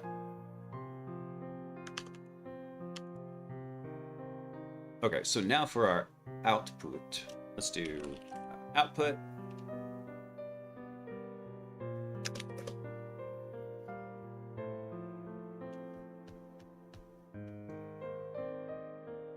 Put this on right here because I need to double check something quick. So our output structure is string, dictionary, any. I think for this part right here, for the tool call args, what I want to do is I want to convert that to something easy. Let's see.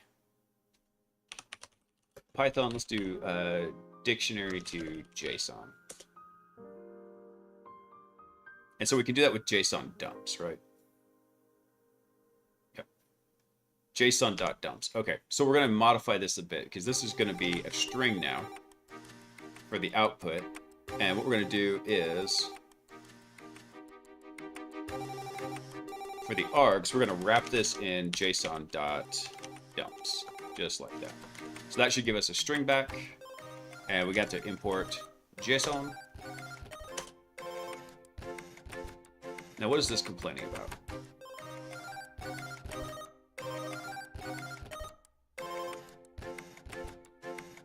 Let's see. That shouldn't be an issue, though. Because args should always be a dictionary. Hold on. We look at the tool call. Yeah. It's a dictionary. For some reason, it thinks this is a string, but it's not.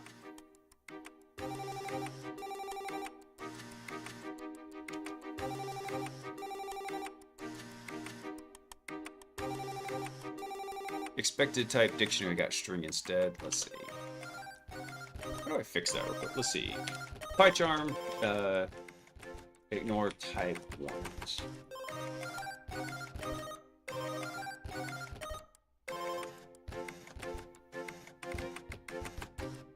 So to press PyCharm code inspection for a particular line of code, you can use the following construct. I don't know if I necessarily want to do it for all of them, though.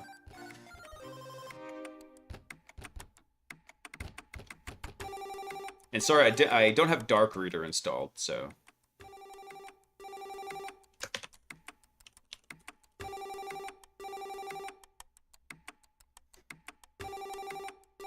There we go. I think that's what I want. No inspection, PyType checker. There we go. Because this should always be... Because we're getting the args out of the tool call, right? It should always be a dictionary. And it's complaining because it thinks it's going to be a string coming back, but that's not the case. And in fact, this isn't going to be a dictionary. This is going to be a string now. Just like this. Boom. Okay. Now we're good. So now we've got string to any in there. Excellent. Okay. So now that we have the output structure, let's come back down here.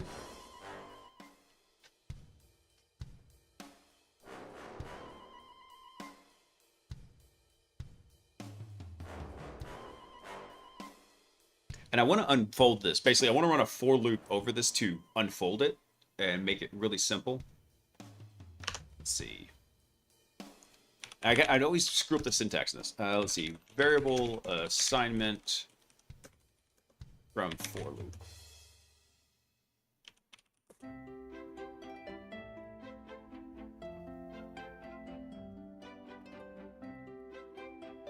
Now, there's an easier way to do this.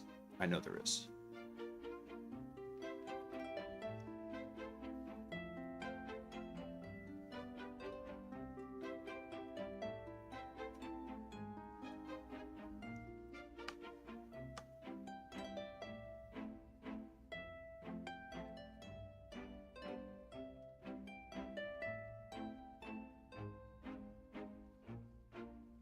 These guys are doing arithmetic, but that's not what I want.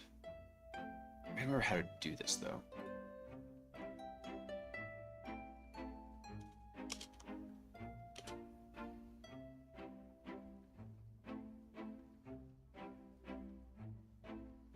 This is printing. I was like, you're completely off base here. Not what I want. Not what I want.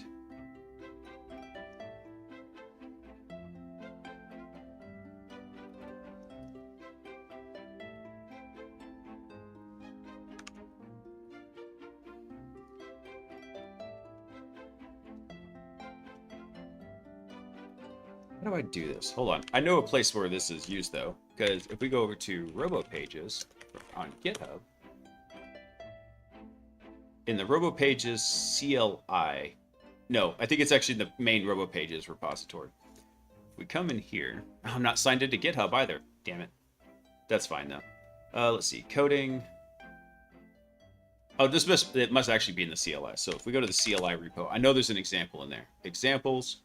And then if we come to the, I think, nerve example here. No, that's not it.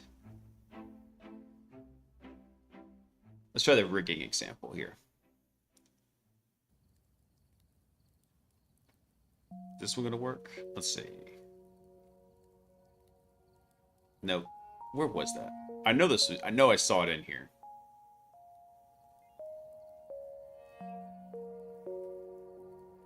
Not in the rigging example? Maybe in the grok example? Let's see.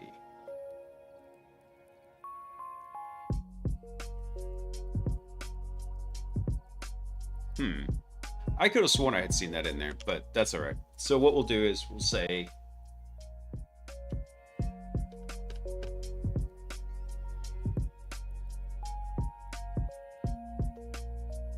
this is bugging the crap out of me. I know there's a way to do this.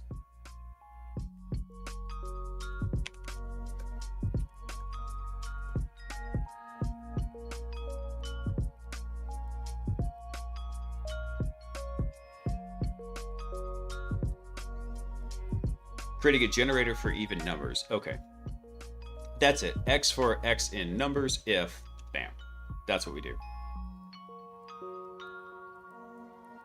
And then he just converts it to a list like that. Okay. It might just be easier to do this. Let's do output string, and we'll define it like this. And we'll say for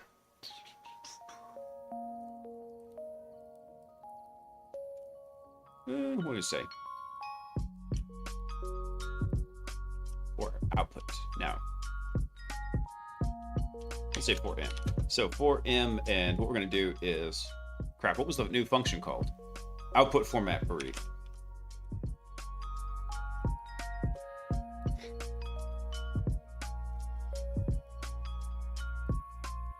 Actually, I can take this out. We don't need the agent messages in here. Let's take that out. Yeah. So what we'll do is say for m in output format brief, and what we'll do is we'll pass in the result, just like that.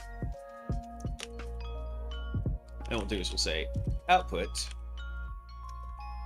plus equals, and then what we're going to do is we're going to just format string this. So we'll do ourselves a format string, and what we've got is we have 3 results in here. So we have the name, we have the args as a string, and then we've got whatever's left in there. So let's go ahead and do that.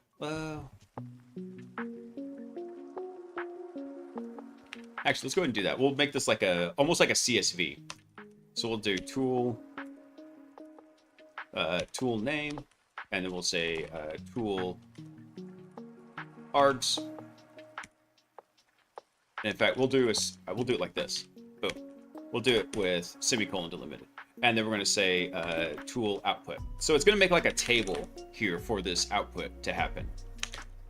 So we'll put a new line in there. And then what we're going to do is we're just going to grab it from m. So we'll do m. Crap.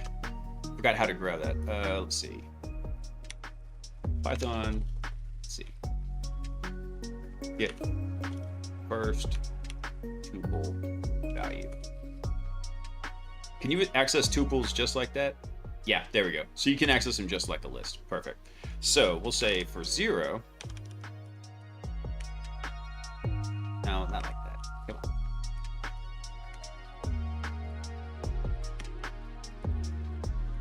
Just like that. There we go. So what the whole purpose of this exercise of what we're doing right now is we want to get all this information done and dusted and basically condense all the stuff down into like as small but legible package as possible, so that when we send the data back from the browser agent and it gets stored in the state table and then later pulled back out of the state table and sent back down to the browser agent again, it's not duplicating the messages, it's not flooding the context and making it just get obnoxious. So we're trying to have some proper context management happening here. Let's see, so then we can put a new line at the end of that, and then I think that'll work because the outputs return a triple, so there's 1, 2, 3.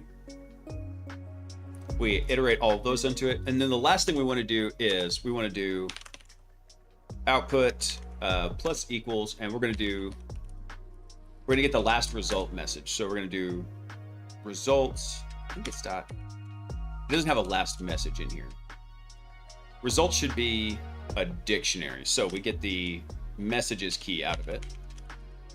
And then what we do is we just get the very last message out of here.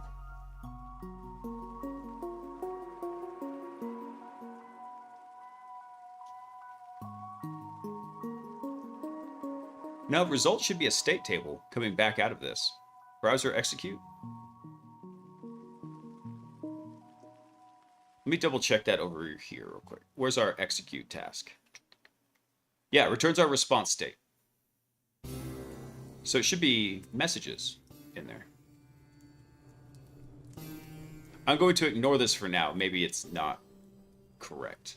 But we want to take that, and then we want to get the content of that message, just like that. All right. Let's see if everything hot loads incorrectly. Sweet. Everything's back up. All right. So now what should happen is we're going to take that big, long list of messages. We're going to compress it down. Oh, wait. You know what? It would help is if we actually put that into the output right here. Just like that. Boop. That's what we wanted. We bring this down. Okay. Because I forgot. This is actually what gets emitted back up to the parent graph. We need that information in there. So we'll save that. And then let's go try running it. Let's see. It looked like it loaded up correctly. So what we can do now is we can just go over to the exploit agent and just run it. Go forth and hack little exploit agent.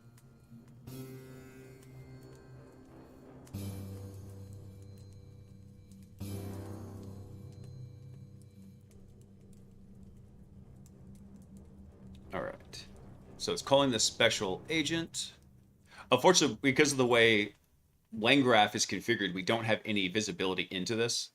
But we just got a message. AI message has no attribute tool call. That is not good.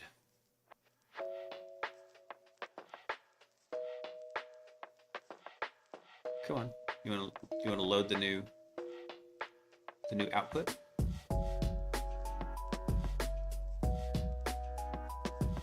Let me refresh this. For some reason, it's not loading the new conversation that happened. There we are. Click U. I bet this is in the output here. Ah, I missed an underscore. Son of a bee sting. So this is, yeah, an agent's line 45.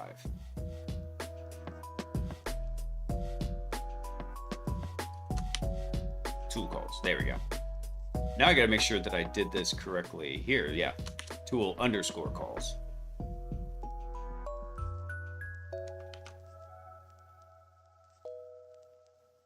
Yep, I missed it in a bunch of places here. So let's go fix this up. There we go. So tool calls, tool calls, tool calls, and then, yep, I think we're good there. Okay. So we'll let it hot load in. All right, cool. Let's try this one more time. Second verse, same as the first.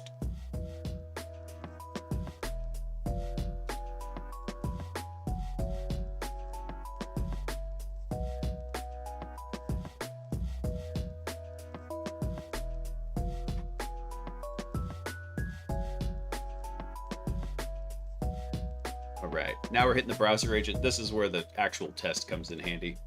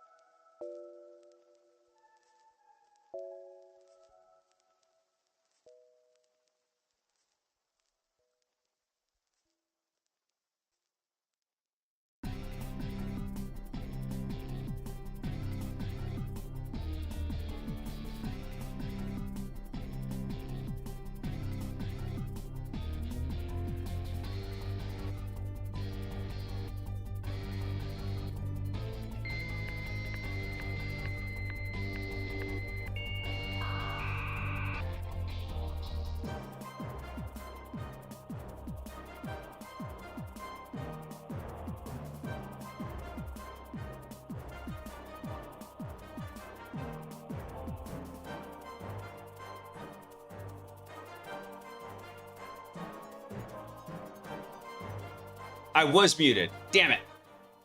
Gumby, that's when you're supposed to play the little sound. I was muted because I did something that makes a lot of noise. Hey, Lyrical, what's up? Thanks for coming online. Damn it, I was muted. Bullshit, I can't hear you. Sound off like you got a pair. You did that a bit out of order there, Gumby. You're supposed to start with that. Let's see. All right, so here's our messages queue right here. So in our messages, what do we have at the type listed? ID, system message. And there's our task for it. Hey, Noipi, what's up, man? Let's see. This is an AI message. This one is a human message. All right. So what I'm going to do is I'm going to look at... There's a tool message, and we do have an ID in there for the tool message. What about for the AI message? Let's back it up a bit. So there's our AI message right there. Here's our content, and there's our ID. So why is it saying that it doesn't have... Let me go up here real quick. So according to this errored out when we extracted the tool call ID here on line 55. So this line right here. But it should have an ID. But let's go double check the structure real quick. So if we come in here, let's see. So we're in a new entry. So this is a new entry in the list right here. And then in this dictionary, there's our content. There's our ID. This is in KW args here. Type AI ID. So the ID shows up in our KW args. Does this show up anywhere else in here? Nope, that's the only place that one shows up. So I need to get the tool call ID out of this right here. So type is a tool use right here.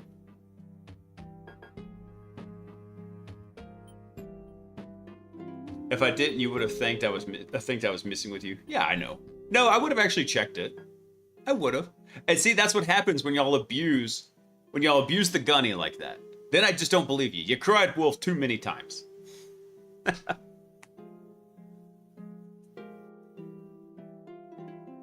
Let's see.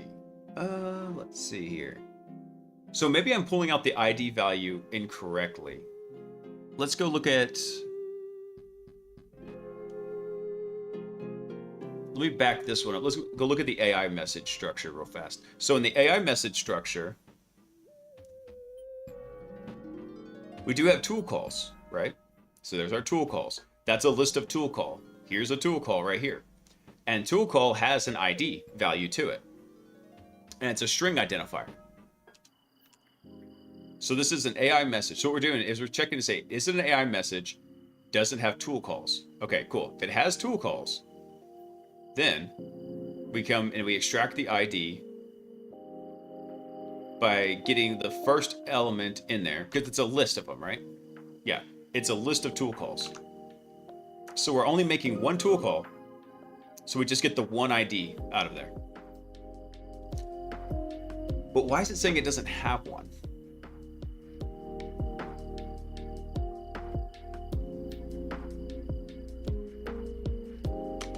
Well, print in. There we go. We'll just do that. I want to just print that message out if it comes up.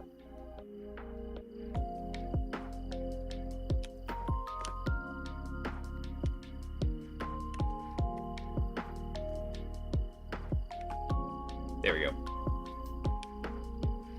This is so ugly. That'll help kind of differentiate it a bit. All right, so then what we'll do is we're basically going to print the message if it comes up, because everything says this line should be correct. So we check to make sure the message type is an AI message. Only other thing we could do is, rather than doing type equals AI, let's see, where's the type? It's a literal. It's always going to be AI. So there's no point in even checking like if it's an instance of something. Boom. We should just be able to do that.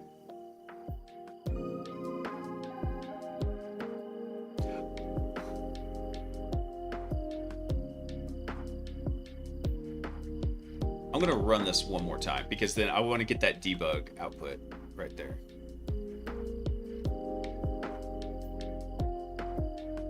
All right, run it again. We'll just burn some tokens up. We'll just put out a little greenhouse emissions. Everybody thought cars were going to destroy the environment. Nope, turns out it's just everybody making AI prawn.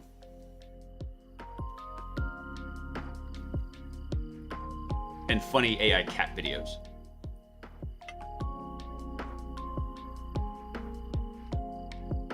All right, so it should crash out here in just a second. All right, let's go see. Did we get probably the same error, which is fine. That's what we're expecting. So it has no principal ID. So if we back up here, let's see what we got for the output.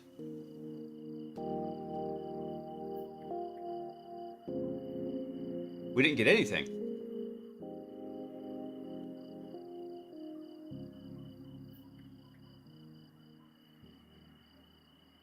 Did it not save? Dang it. Did I not save the code? Ah, crap. That's what happened. I didn't hit save on it, and it didn't hot load in the new code. Damn it. That's all right. I didn't need those tokens. Run it again. Because what I want to do is I wanted to print that message out so I can double check the structure of it.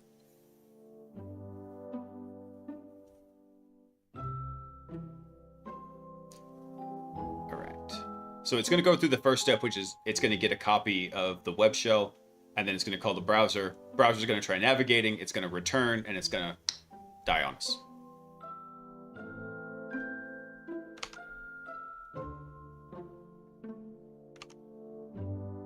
Let's see, do we get the exact same error for tool ID?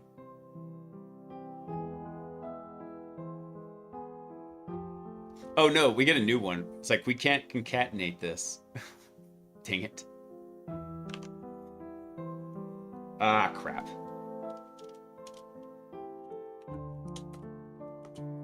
Fine. All right. Print him, and then there we go. How much does it cost me? Well, dude, we've been working on this project since I think February or March, and I think it's only spent probably less than $40 in tokens. It's somewhere between 35 and 40. So I mean, we're actually not churning out a ton. We're going, we don't need tokens. Excellent reference, masters. Excellent. Excellent. Top points. Yeah, I actually expected to have burned through that, because I loaded it up for about $100 when we started the project. I thought we would have burned through all those tokens by now.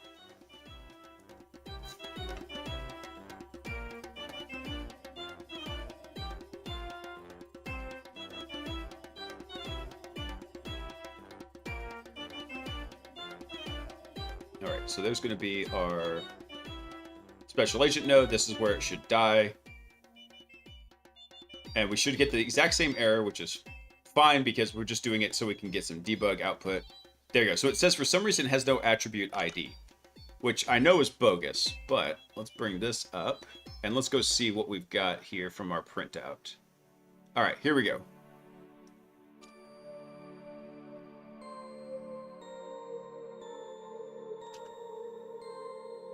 And then let me open up VS Code real quick.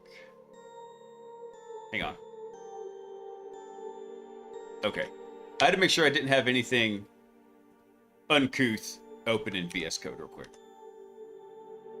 Let's see. Let's change this to Python. I wonder why my format doesn't ever show up in here. Even though I've got Python set up on this computer.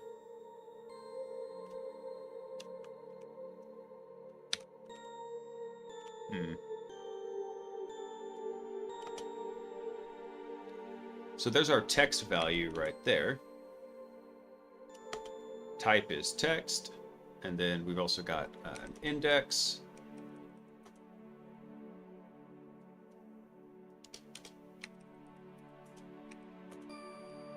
And then there's our ID right there.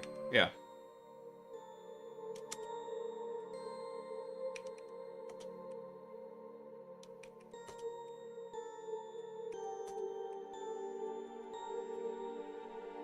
Let me see.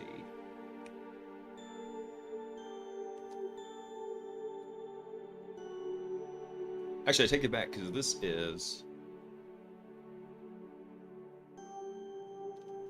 is a little funny in here, but so here's our content message right here, right? Let me double check something real fast here. Let's see. LangChain AI message get tool call ID.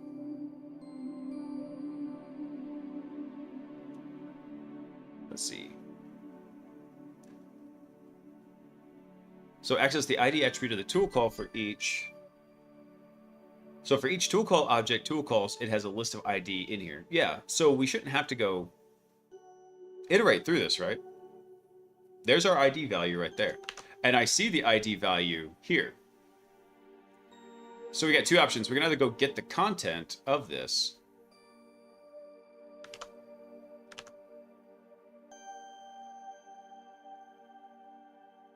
So when we print it, it's just printing the content. So that's probably not what I actually want. So let's do this a wee bit differently. So rather than just printing the total message out, let's do, let's get just the tool calls right here. Actually, take it back. Let's do this. Copy this, and then what we'll do is we'll get the tool calls out of this, and we'll just run it again. Unfortunately, and see, Masterism, that's what should be weird, is because tool calls itself is its own list in here.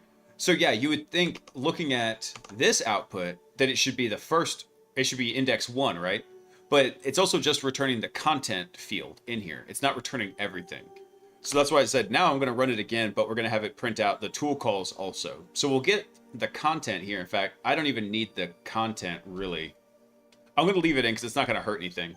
But really, it's whatever is coming out of this tool call. So tool call should be a list of all the tool calls in there. There's only one, so it should be element 0. So it should be fine. However, it doesn't seem to like that. All right, I think it synced up everything, so we're gonna go run it again. Let's see, new thread, run.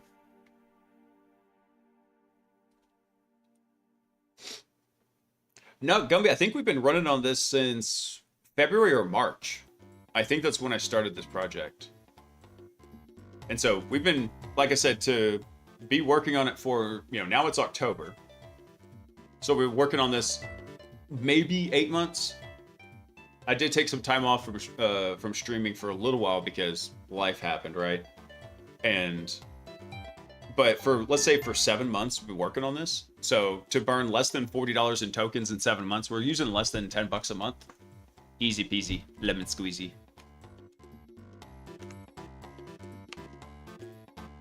All right, let's go see what came back from this. Yeah, so look right here. And there's our ID right there. So let me look at the little AI supported thing in here. So there's tool calls .id right there. This is pretty much what we're doing. Why does it say it doesn't have an ID function to it? Maybe there's a problem with the logic here. I don't think so though, because if we look at that output, right? There's all the content to it. Here's our tool calls, right? It's a list. We only have one entry in it. Our args is this dictionary right here. Easy enough. And then we have the ID. So why is it absolutely flipping out on us? Let me double check something here. So even the tool call function itself says, hey, by the way, this should be an ID from this.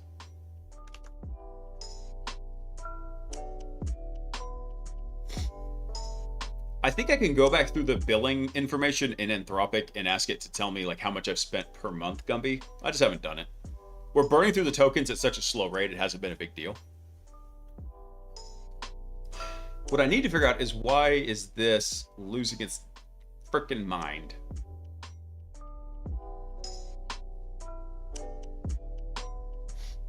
let's double check something here. So let's back it up. Everything looks good here. So we go through the results. We say, hey, is it an AI message? Does it have tool calls? Or is it a type for a tool message? Then, okay, cool. We add that to the message queue. We then process the message queue. We then say, hey, by the way, if it's an AI type and it has tool calls, just to be on the safe side, we want to make sure that everything there is kosher, even though it should be the case. We could probably take that back out.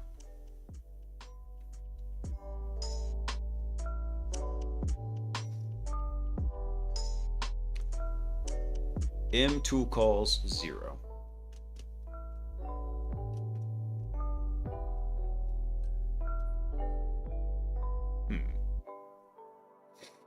Hey, Dorpy. Yes, I am in Texas. I'm looking, possibly looking at Austin or San Antonio. I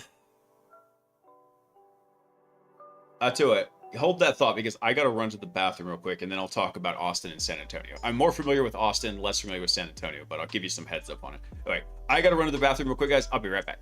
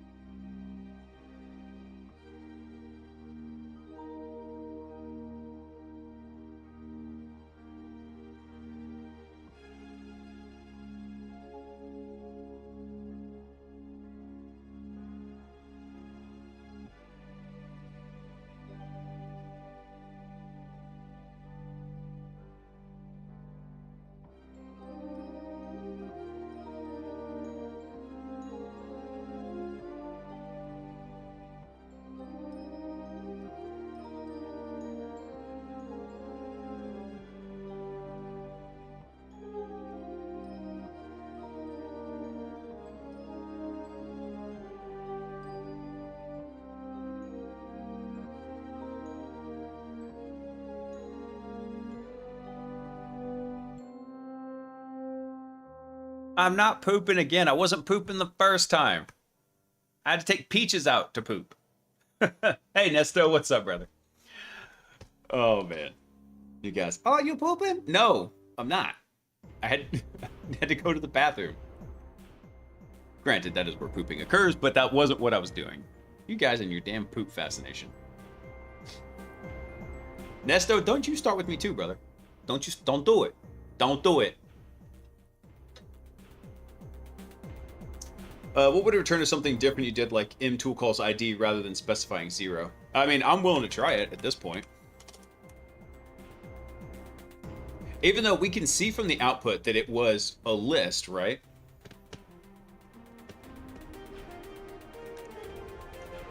And supposedly from our AI overview, that should be it too, right? Because that's our tool calls in here.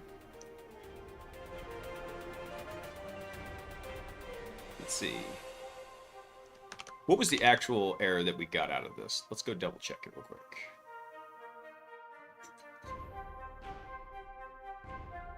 Dictionary object has no attribute ID. So we know we're getting the dictionary back, right?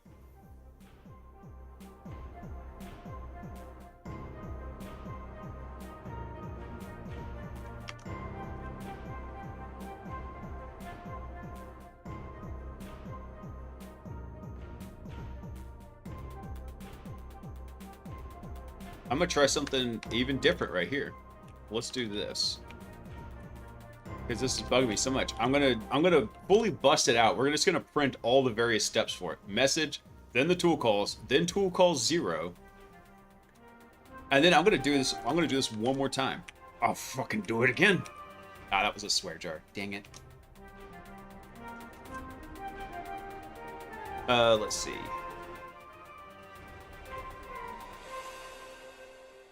Oh, dang it. I'm out of something here. Hang on one sec. I'm still here. I'm just doing something loud, so I got the microphone muted.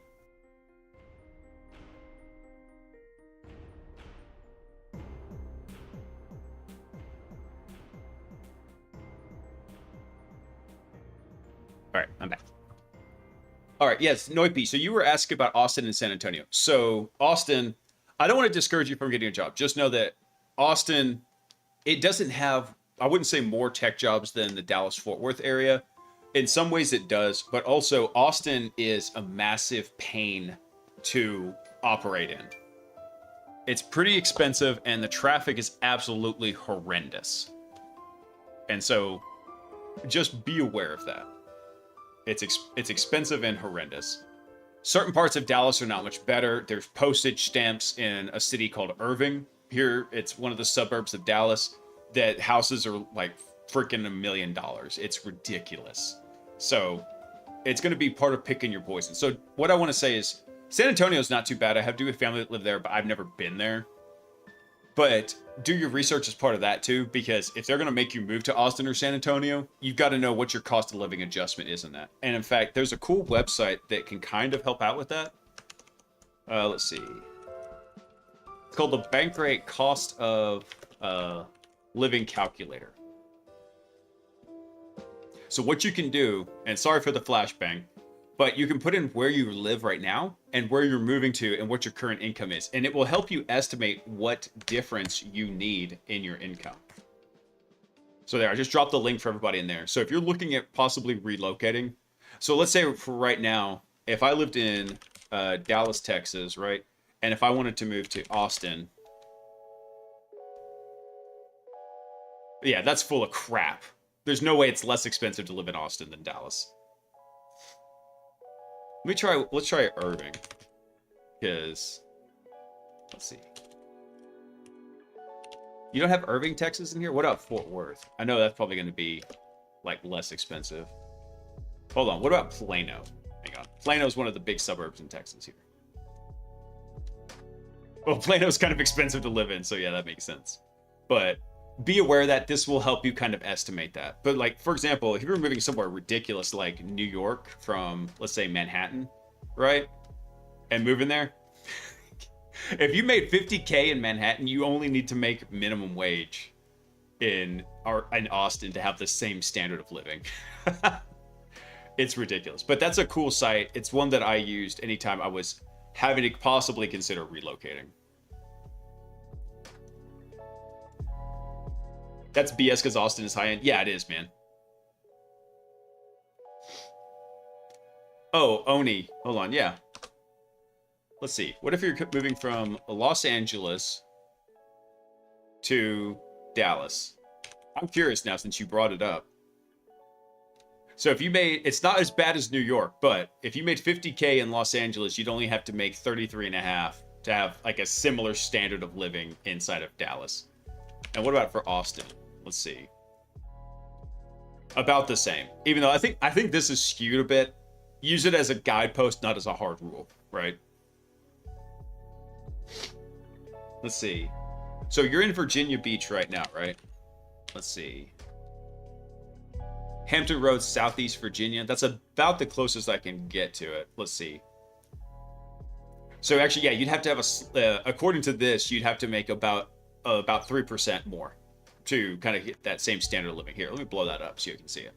You're looking at like a 3% difference in standard of living. So only if you're going to be taking a good sizable step up, would I say, or I take that back, if you're going to be making your entry into a field, right? Just know that Austin, I don't think that's totally accurate.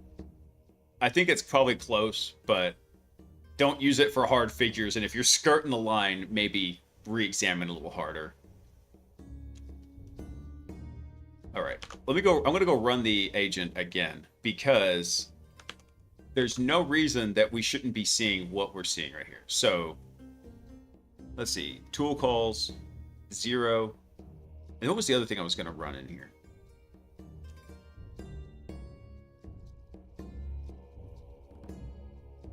I'm gonna try this. Tool calls 0. I'm gonna try one more thing. I'm gonna try accessing it like this. Maybe the method that we have to access it from is different. Maybe we need to do it as a slice instead of as a dot in here. Let's see. New thread. Yep, right. In LA, you can make 6 figures and still be poor. Dude, I know. LA is redonkulous, dude. Freaking ridiculous, Mr. Bigglesworth. All right, here we go. So we're pulling the artifact right now. We're going to pass it over to the browser agent. And the browser agent's going to panic out in the same way, hopefully. But if we can access it by the slice rather than the dot parameter, cool. I lived in Austin for years and this site is way off. Yeah, that's what I felt, Gumby. I was like, there's no way that Austin is less expensive to live in than Dallas. All right, so where did it throw this error? So it still showed it on toolcall.id. However, let's go check the output from the terminal. And what did we get? Okay, so for some reason the dot notation is just jacked, but we can access it from the slice notation. So that's the kicker here. So now we figured out that what we need to do is go replace all of these. So what we're gonna do is just wrap it up like you should be doing if you're out there in the dating scene. Make sure and wrap that thing up. And then same thing here. We're just gonna wrap all these. Wrap it up.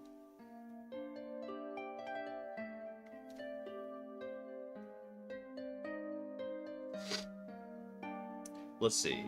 And then what we're going to do here is we're going to say, I'm going to try leaving the rest of these same. I don't know why the ID. Oh, you know what? I think I do know why. It's because, what did it say?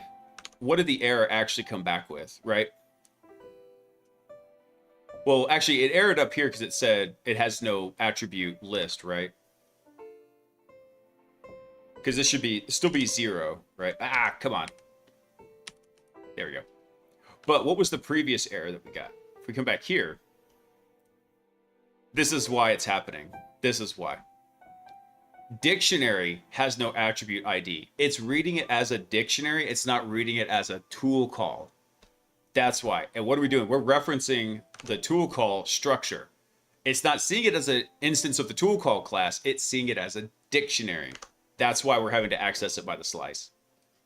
Annoying, but at least I understand it now. All right. All this is going away. Goodbye. Okay. So yes, this will definitely have to do. And then let's see, for our messages queue, let's see. So these are our type. If it's a tool, and the tool call ID. Yes. Then the output in.content. Let's go try running this now.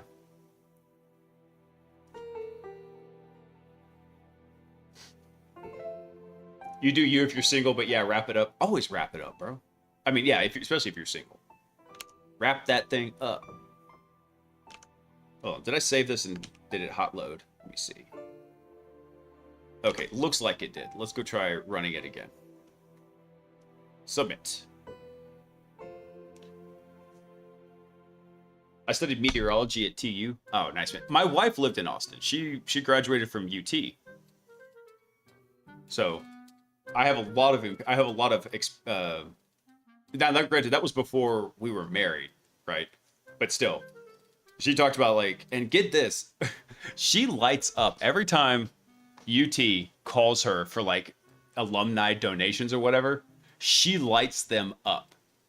She lit them up so bad for one time they didn't call for 7 years because she got 0 scholarships, and even though she had plenty of hardship, she was pretty down there in the socioeconomic ladder coming in. Caution. A virus has been detected. Pebble 3 virus detected in the network. Hey, Pebble, what's up? The Pebble 3 virus. What's going on? Welcome in, all of you fabulous raiders. We are debugging some weird AI agent stuff. and just having a blast with it. To give you a shout out there. And then also, What, your mom buy you a pewter for Christmas? my mommy did buy me a pewter for Christmas. And so, welcome in, all you raiders. I think Pebble had to raid and run, which I totally understand. All right, so now let's see what kind of error we picked up from this latest run here. Probably another attribute error or a slice error. Let's see. Can only concatenate string, not list to string. Oh, is that what we did? Let's see. Where did this get thrown at?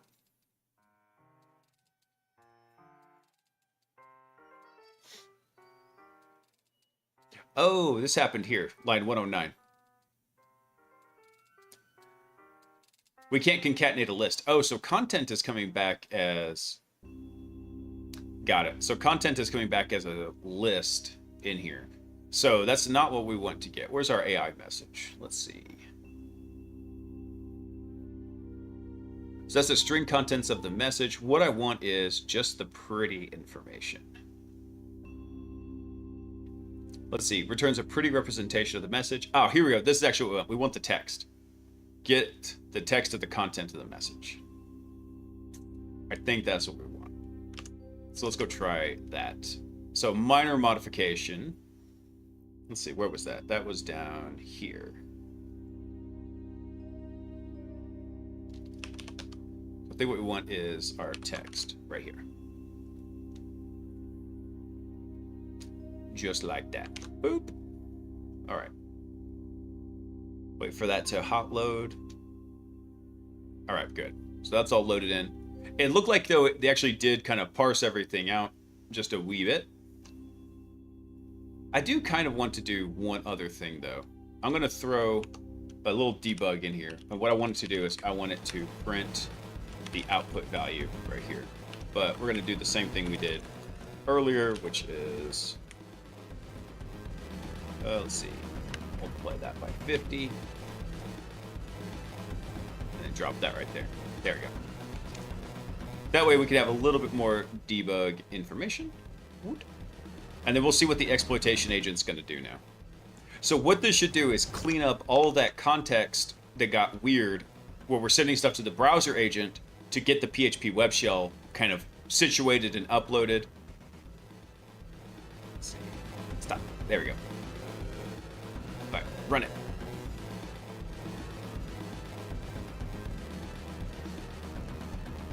All right, so we have our planner, we have our step processor.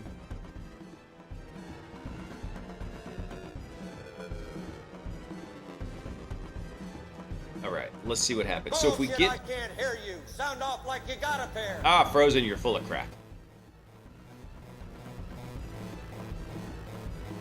All right, come on, special agent node. So if we exit out of the special agent node and we see it continue through the loop, then we know the output is at least acceptable, even if it's not what we exactly wanted. Saturn slide.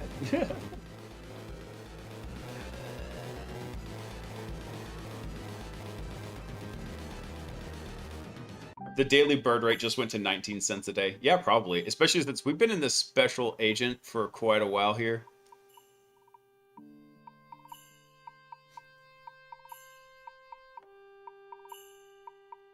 Although we might have hit a rate limit on the language model call. And if we did, that's, I think, okay.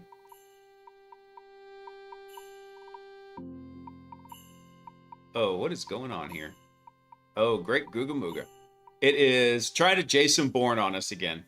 It's trying to do the upload. Dang it! Your job was not to upload a... Your job was simply to prepare the browser.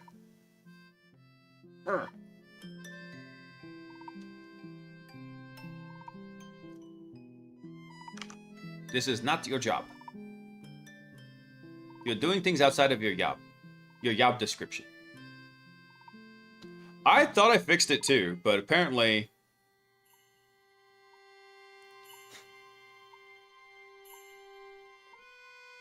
Let's see, what did the revisers say about this? we get the default output from this. So it says it validated. Okay. And so now it looks like it's actually going to try and go do the upload. Let's go see what happened from the information from here. Let's see. So what did the browser agent actually return? Let's see.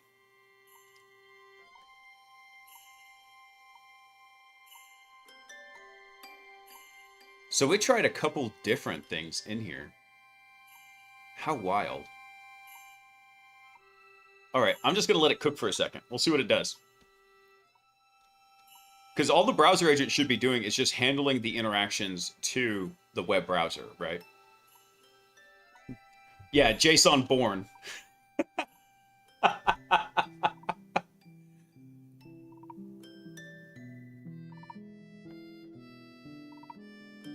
At least we know this stuff's kind of running through here, right? I don't want to kill it. I want to let it do its thing and let it kind of think through it.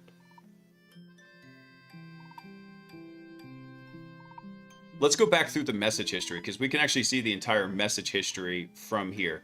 So the input was your browser agent, your task is to navigate to panel. And then we gave it some previous step information, which was we got a PHP web shell. Okay, cool. There's the information about the PHP web shell. AI, I'll help you navigate to the upload form at the specified and then use PHP web shell artifact. That's not your job. Your job was literally just to navigate to the panel to access the upload form.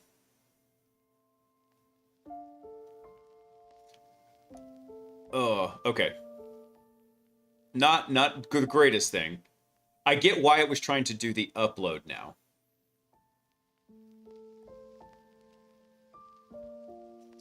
It might be that there's another option we've got here, right? Let's let it... It's probably going to hit the recursion limit because after it does 50 hops through the graph, it thinks it's stuck in a loop and it dies. So we're just going to let it run. We'll let it eat up tokens like the good little cookie monster that it is. But it looks like it's trying to. Here. File's been selected. Now I'll click upload. We click upload. Apologize for the error. Let me try an update snapshot and try the page again. So it takes a snapshot. I can see there's a message saying PHP is not allowed, so the upload is rejected. And then we take another snapshot. Now I'll try clicking upload with the updated reference. Let's see. I see a different message saying error sending the file. Okay, and then it sent the update message. All right. Dude, it is just cooking in there. Look at that. Special Agent Node is just like, I'm gonna do all the things. You can't stop me. It's trying so hard. It is trying so hard. What file was it trying to upload here? Let's see. It's still trying to upload Dysco PHP web shell, which is gonna fail because PHP is not permitted. What if it roots the box? It won't root the box because we haven't given explicit permissions on what to do once it lands on the system. So that's going to be the job of the post-exploitation agent. So the post-exploitation agent is going to be really different from the other ones, right? Because recon and enumeration, they're both kind of very similar, let's call them React agents on steroids, customized for what we're doing. However, the exploitation agent is almost like a parented child React agent. So it's got a larger exploitation loop that it can execute, but once it actually gets the idea for it, so you can't really see it because everything's kind of grayed out right here, but we're actually going to probably drop a lot of the stuff out here, like the exploit tool node. That's probably going to go away. We don't need that. Exploit handoff we will need. So the exploit tool node we could probably ditch out of there because the exploitation agent... Actually, I take that back. The exploitation agent might need the tool node, come to think of it. Because the whole purpose of the exploit agent is its job is to get access to the system with some exploit that gives, and the exploit that it finds only has to be able to accept one command at a time. Once the exploit agent's done and we get what's called the initial access payload, then it should hand off to the post-exploitation agent to say, hey, go update this shell to a C2 agent. Yeah. So it should stop there because we haven't given it additional instructions yet. Stinger's not enabled right now. Stinger is very dumb. How have we not hit the recursion limit yet? This is insane.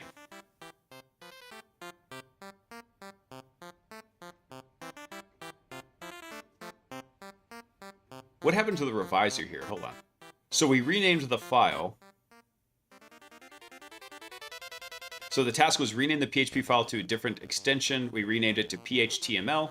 Okay.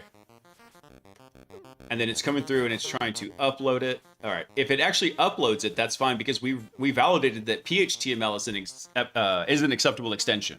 We know PHTML and PHP 5 will bypass the upload filter and give us PHP code execution.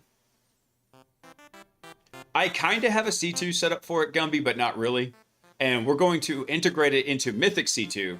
And so I'm going to have Cody, who's the author of Mythic, come back on. I interviewed him one time, about a year ago, talking about Mythic. Actually, it was more than a year ago. And just trying to understand it and how it differed from something like Cobalt Strike or Metasploit or anything like that. And so we talked about that. But now, actually, since we're working in this, the idea there is we're going to get information from Cody about how to integrate with Mythic over its API to bring it into an agentic structure. So we are going to make like a Mythic, maybe we'll make a Mythic special agent, come to think of it. Maybe that's what we'll do. Oh God, it's still thinking. That special agent, it's gone turbo. If you got kids, you get that reference. It's gone turbo.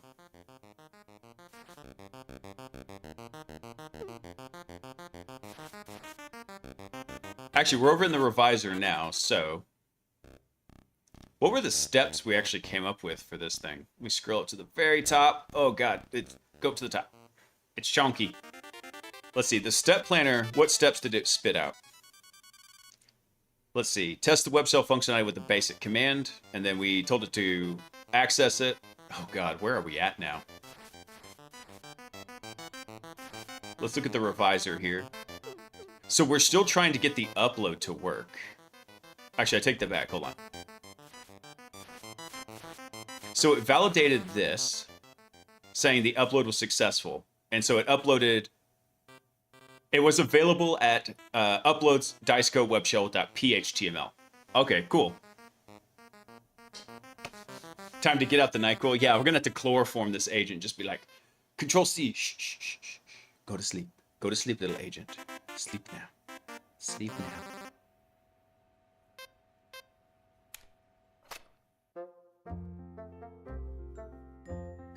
If we're still hanging out on the exploit revisor right here, chances are what's happening is... Okay, there we go. It's moving on right now. Oh! Bro! It's doing the call PHP web shell dice code. Please tell me you gave it...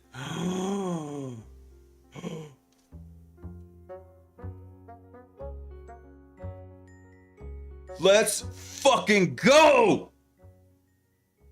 It has, the exploit agent has gotten command execution. No fucking way. That's a double swear jar, but I can only do one at a time. Oh, dude. Is it still running? Please tell me you're done.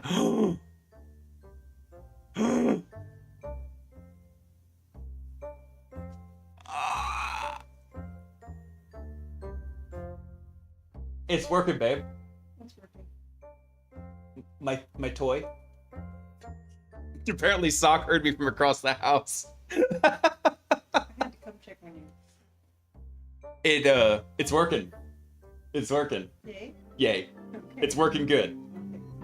Oh, I'm so pumped. I'm not gonna be able to sleep tonight. This is amazing. Oh, I think it took like this really weird roundabout. Did you take your notes? I did. Yes, I did. It's taken this like really weird roundabout way to get to it. Oh, bro. Hold on. Okay. It's time for some post-analysis because this is awesome. This is amazing. Hold on. I need to check a couple of stats on here real quick. It says it failed though. What did it hit the recursion limit? No, we hit an index out of range. Okay. We hit an index out of range, but I think that's fine. I think that's actually fine because it got all the way to where it needed to be. Let's echo 23, see what's up. We are going to echo 23. I'm going to echo it so hard. All right. Because I don't think... Hold on, let me look something real quick. So if we come back into here, I just noticed there's an issue, right? The revisor doesn't know when to hand off to the exploit agent, I don't think. So we have a link here. So I need to go double check something real fast. I'm going to go check the route. So these dashed lines you see here, these are conditional jumps. It can either, the revisor can jump back over to the processor if it needs to continue the exploitation loop, or it can hand it back over to the exploit agent, just like that. So if that's the case, I need to go double check the routing function that jumps from exploit step revisor to the processors. Yeah, that's what she said. That's how I talk dirty to Sock. Hey, baby, you want to go echo 23? So. And she just looks at me like, no. Oh, this is so cool. This sparks joy. This sparks joy is what this does. All right, hold on. Where's the graph here? So, where's our conditional jump? So we have one from exploit step processor, and so this is our exploit step router that jumps from exploit step revisor. It can go to processor or exploit agent. Oh, I realized this right now is not, it doesn't even have the option to return exploit agent right here. This is an easy fix, I think. No, I know, Peaches. I am excited. I am excited. Come here, Peaches. Come here. Urgh. Peaches wanted to come celebrate. All right, Peaches. Look at that. See that right there? All we have to do is go fix this one line. Yes, I know, baby. We fix this one line, and then, boom. Then we can route back to the exploitation agent. Yes, we can. Yes, we can. I know, it's so exciting. Oh, careful, babe. She's a little spazzy. God, I cannot tell you how excited I am. I've been keeping a couple of my buddies up to date with this project, and they're all excited to hear about what happens.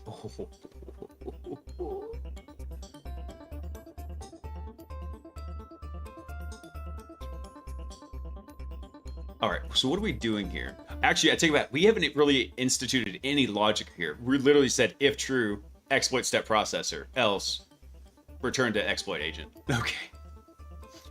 Peach is the hacker dog. No, she's not a hacker. She's the princess. She's my little princess Peach. She is definitely an indoor dog. Except whenever I took her on vacation and we would see like deer out in the, like on the walk. I take her for walks through the like country roads before I take her home to the place where she belonged. And she'd see like little packs of deer. They would be all over the place.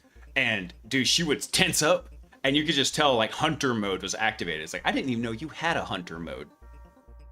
But apparently she still does. Deep down in that little doggy brain of hers.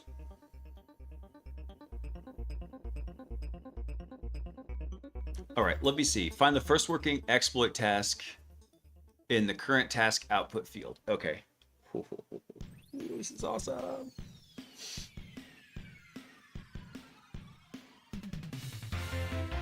I think what I need to do for this, all right, I'm gonna put a note in here to fix this. To do, we need to fix routing to allow returns to exploit agent. Okay, I'm gonna put a to-do to fix this, and that'll be the next thing I work on. But I have to go look at this trace now. I need to see exactly what we had going on here. So, first thing we did is the exploit agent came through, said, okay, our job is to get a remote code execution from a web shell. Boom. So then we go to the planner. Planner comes through and says, all right, here's our steps. Right here. Boom. Get a web shell, navigate to the panel to access the upload form, upload the web shell, and then access the uploaded from file name, and then test web shell functionality. Let's go. Spirit, you're actually in a really good time to ask that. So what we're doing is we're working on an AI hacking bot designed to play capture the flag games. Try Hack Me or Hack the Box, any of those. And so we've got the recon and enumeration agents done. They're stable for now. There's other features we're going to add to it later, but they're good for now. So we're currently working on the exploitation agent. And just for the very first time tonight, the exploitation agent pulled off the PHP web shell exploit that we were working on. So we're working through the trace of it right now to see what each of the individual steps did and how it got there. Because it took a long time and it took some detours, but this is the first time it actually uploaded the web shell and got it to work. It's gotten to the upload part, but it kept floundering and it kept failing. We hit all sorts of weird errors. Ooh, this is nice. What did it estimate the cost at? Estimated the cost at $1.23. This is right. This is wrong. This cost is like way off. I've got no knowledge of cybersecurity. Will I still be able to follow along? Oh yeah, man. And I explain kind of what's happening. So for a PHP web shell, which is the type of exploit we're doing, what happens is the web server is set to accept uploaded files, and the server runs on PHP. So what we've done is we've crafted something that lets us run commands by sending a URL query to that PHP endpoint. So we upload it to the panels directory. In fact, here, I'll show you real fast. Let's just pull it up in the browser. Hold on, I gotta get the IP address real quick. Boop. Grab that. No, that's not it. Hold on. Let me go to the panel. So we go to panel.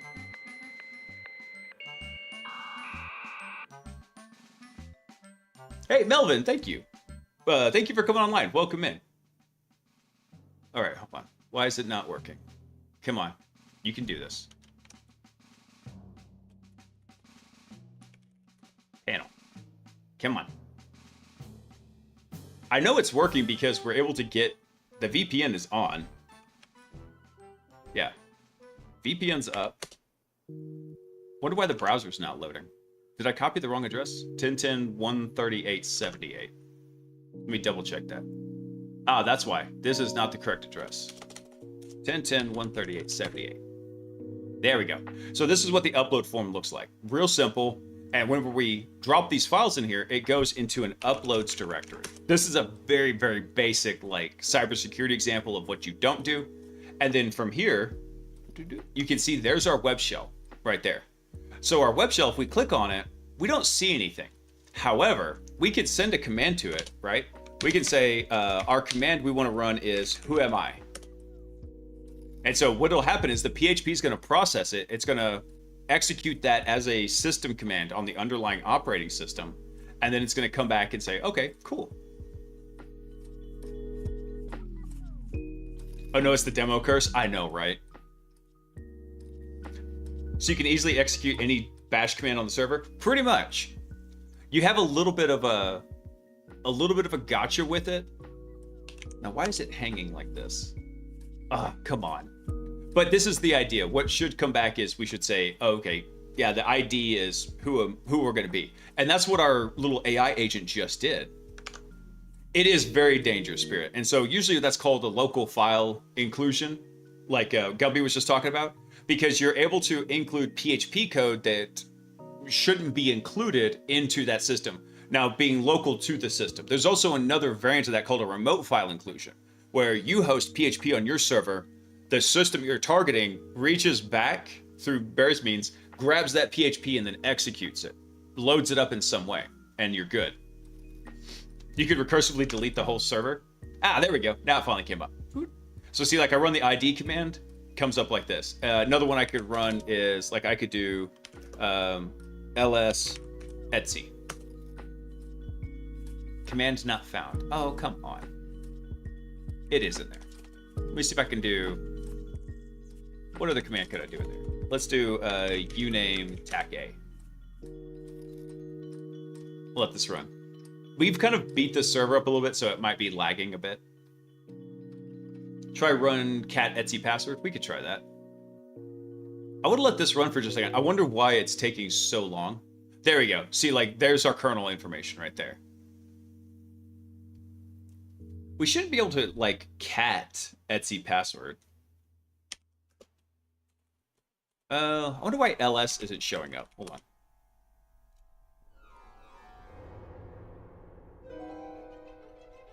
I think it's because it doesn't like the / in there.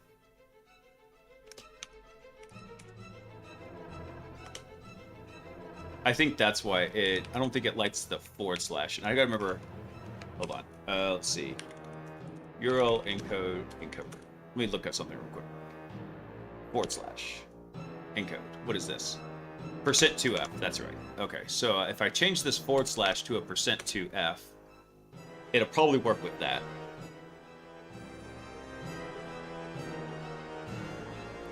Need to add time to it. We only got 15 minutes left in the stream, unfortunately. I think this one's working because it usually, if for some reason it seems like when the commands are working, it takes a little bit longer. And so I think it just didn't like the / and it's a URL parameter, so we had to URL encode it to %2f. That's so weird. I know you'll work. But anyway, it still proves the point, like what we're doing. So let's go look at the breakdown here. So what we're doing right now, Spirit, is we're going through the trace of everything the AI agent did, because we've got it logging telemetry, and we're seeing what it did. So the first thing it kind of did is it said, okay, we gave it a task to get a remote code execution from a web shell, right? So this was it right here. Our task was, where was it? Get a remote code execution from a web shell. So then what we did is we pass it to our exploit planner right here. So let me bring this over here. So here's our exploit agent. It's the one that gave the instruction. The planner actually goes through and says, okay, this is the exploit we're going to do. What steps do we need to do for this? And then our exploit planner then comes through and says, okay, here's what we need to do. First thing we got to do is get the PHP web shell. We've already given it this like access to a couple of artifacts, and so it can pull a web shell that we've already given it to do. So it doesn't have to make one. We tell it navigate to the panel, upload it, access it, and then test functionality using a basic command. Easy peasy, lemon squeezy. So then the step processor comes through and says, I'm going to start running through this loop. So it takes all those steps, it converts them into like individual step tasks, and says, okay, I'm going to start running through the steps. It decides it can either make a tool call of some function we've given it, or it can pass it off to a specialty agent. We only have one special agent right now, and it's the browser agent. Its job is to run the web browser for us. It handles everything there. And then once that's done, we track the information that came back from it, and then the reviser looks at that information and says, okay, did we actually successfully complete this step? If it says yes, then great. It passes up to the processor and lets it go to the next step. If it fails, then it makes some kind of course correction and then passes it back to the processor to try again. Welcome to Stinger OS. Please visit the Academy first. Yeah, no kidding, man. Once I actually get ready to release the beta version or alpha version or whatever, I'm going to migrate it from the HackBot repo over to, I'm going to call it probably Stinger AI as an homage to 19.4. Oh, this makes me so happy. Anyway, so let's go down the list here. So it says, all right, I need to get a web shell. So get a PHP web shell artifact. Boom. It does that. It executes this and comes back with our content, which is, let's see, data, web shell, temp core, PHP. So we give it the full path to the web shell. And then the reviser comes through and says, that's good. Yep, that's validated. Continues on. So the next step here is we tell it, hey, I want you to navigate to the panel to access the upload form. Now this goes off the rails here. The browser agent should have just navigated to the panel and be done with it.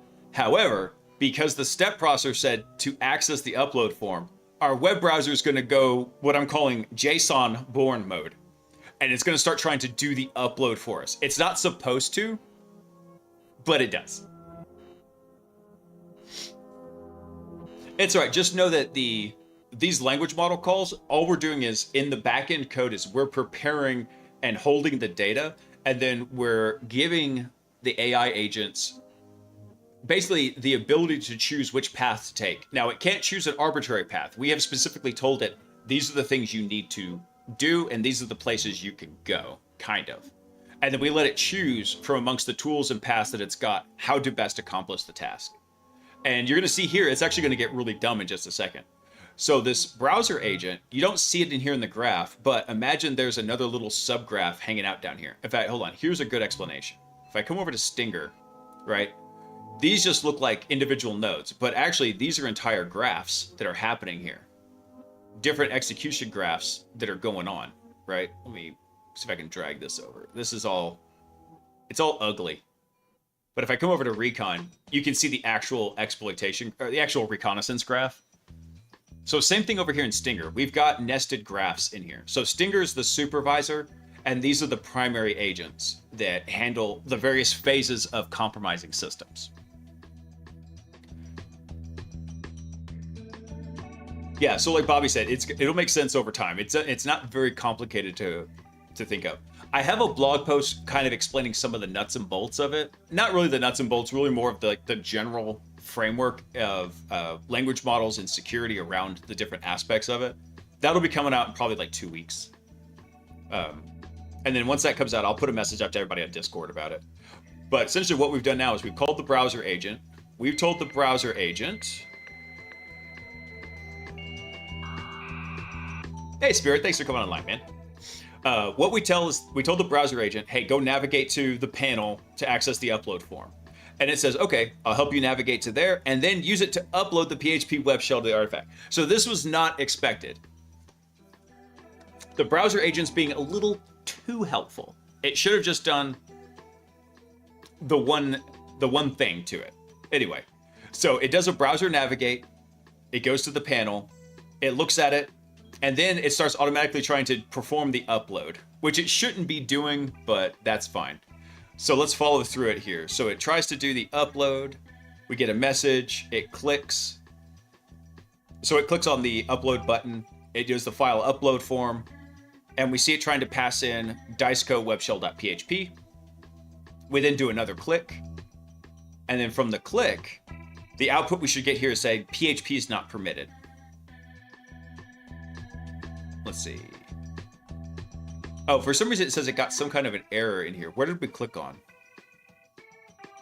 Oh, it timed out. It couldn't find the proper thing to click on after load kit. So it does another snapshot and does another snapshot here. So why is it doing the double snapshot? Let's see. Let's take a look at what it's doing here. Okay. Okay, so for some reason it skitzed out, and we saw that when we were testing it in the browser, right? It was kind of failing on us. So then the next thing it does is, okay, now I'm going to try using the upload. So we do a browser click, and then here, let's see what it does. Okay. Okay, I see there's a different error message now, which translates into error sending the file. So it fails out. If we go to the reviser, though, the reviser is probably going to validate it, because its job was not to upload the stuff. The job was to navigate to the panel.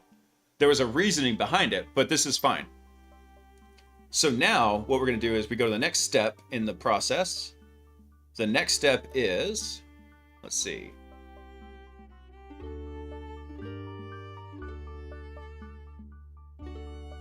There's our context. Okay, now the next task is right here. Upload the PHP web shell. So then we pass it, or the agent passes it back down to the browser. We tell it, hey, by the way, I want you to do this. So I'll help you upload the PHP web shell from the previous example. So it does another navigate to panel, which is fine, even though it should have already been there. And then once it's on there, we do a browser click. And then from the click, it should do the file upload. All right, cool. And then from the file upload, let's see. Okay, so let me click the upload button. And let me double check this. So it should have said, oh, stop moving. Love of God. All right, there we go. So it tried to upload the PHP version, the .php version. So we click it, and then for some reason when we click, I think it fails right here. The server is still rejecting a PHP file. Let's try a different approach. Let me reload the page and try a different file extension. Since I can't directly modify the file in this environment, I'll try to see if the server checks only the extension or the content type. That was not in your purview, sir. But all right, I'm down. So it's trying to do bypasses for us, even though we've told it nothing about this. Ugh. Don't worry about it, Spirit. You'll catch on as we're doing these things. So essentially, let me show you this real quick. So we make a language model call, right? See all these tools listed here? What these are is these are just basically message prototypes. So like if I come up here, I'm trying to see if I can look at it. Let me see if I can look at the raw input if it gives us the messages. I don't think so. No, it's not showing it up in here. But essentially what we're doing is we're passing it function prototypes here. We give it a description like, okay, this one, let's look at the click one. Click. So perform a click on a web page. That's what click does. And here we go. Here's the elements to it. So these are the arguments that it needs. It needs an element in the string form, and then it gives it a description, gives it a reference in a string form, yada, yada, yada. And tells it, do we need to do a double click? Do we need to do a left, right, or middle click? Whatever. And so by giving this information to the language model, what should happen is it looks at it and says, okay, I want to do this type of function. Here's the elements I need to include in that. And then it sends that back in a structured data packet to basically JSON back over to our program. Our program then reads it and actually calls the function. So the language model isn't executing anything on its side. It's just passing that data back to us to know that, hey, this is what the agent should do. And this isn't even my day job. I'm a penetration tester. I just thought it'd be fun to make one of these because I don't really like playing CTF games like Hack the Box or anything like that. But I think the idea of making a robot to play it is really fun. So that's what we're doing. Let's see. Okay, so it tries to do this, and what's the result of it? Let's see. Server is still rejecting PHP, so we're going to try a different approach. Oh, using a different update. Okay. So it navigates back to the panel, looks like. So we navigate back to panel, and then what's it say? Okay, so let me examine the structure of the form and see if there's any hidden fields or options. So it takes a snapshot. Ooh, this is sick. This was totally unexpected. JSON born it is. Okay, so this form seems to be a simple file selection and uploads options. Since I don't have direct access to modify the file, let me try exploring the website further to see if there's any information that allows for type upload restrictions. So then it does a navigate. It navigates to the home page. There's nothing there. It does another navigate to panel.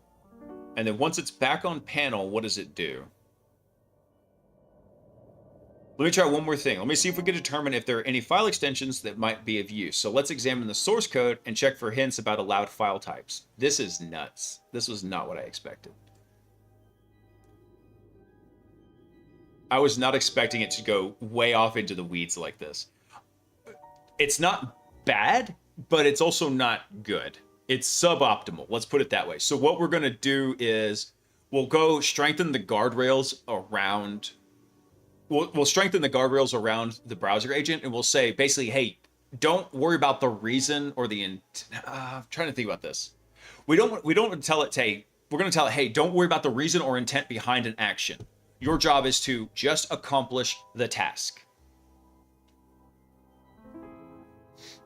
The AI's getting smarter. I know, right? I once visited a cybersecurity company with my school, and they allowed us to see some of their restricted areas, and they had so many monitors and dashboards. Oh, yeah. Dude, the security, that was probably what you were looking at, was called the SOC, the Security Operations Center. Not to be confused with my wife, whose code name is SOC, the Supportive Organized Caregiver. But anyway, a Security Ops Center, yeah, they're monitoring a lot of stuff because there's multiple ways and just hundreds and hundreds of different attacks that could come into an environment. So they're trying to keep an eye on everything kind of at once. Some of the SOCs I've seen are pretty sick. Yeah, or even the CCTV, right. Mix the pick. What's up, dude? I hadn't seen you in a while. Hope you're doing good. Hope everybody's having a fantastic Sunday. Oh, this is so cool. All right, so it's trying to examine the source code of the page here. It's trying to find to see if there's anything else. So it tries to go to panel uploads, but that's a non-existent directory. Let's see. Let's go back to the panel page again. So it goes back. And then what's it decide to do here? Doing quite well. I'm glad, man. I hope everybody's having a fantastic Sunday.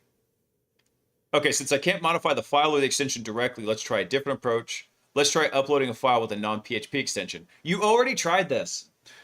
You already tried this. What's it going to try and upload? It's going to try and upload the PHP again. Damn it. All right, so the click timed out, the snapshot happened. It's going to try and navigate back to the panel probably.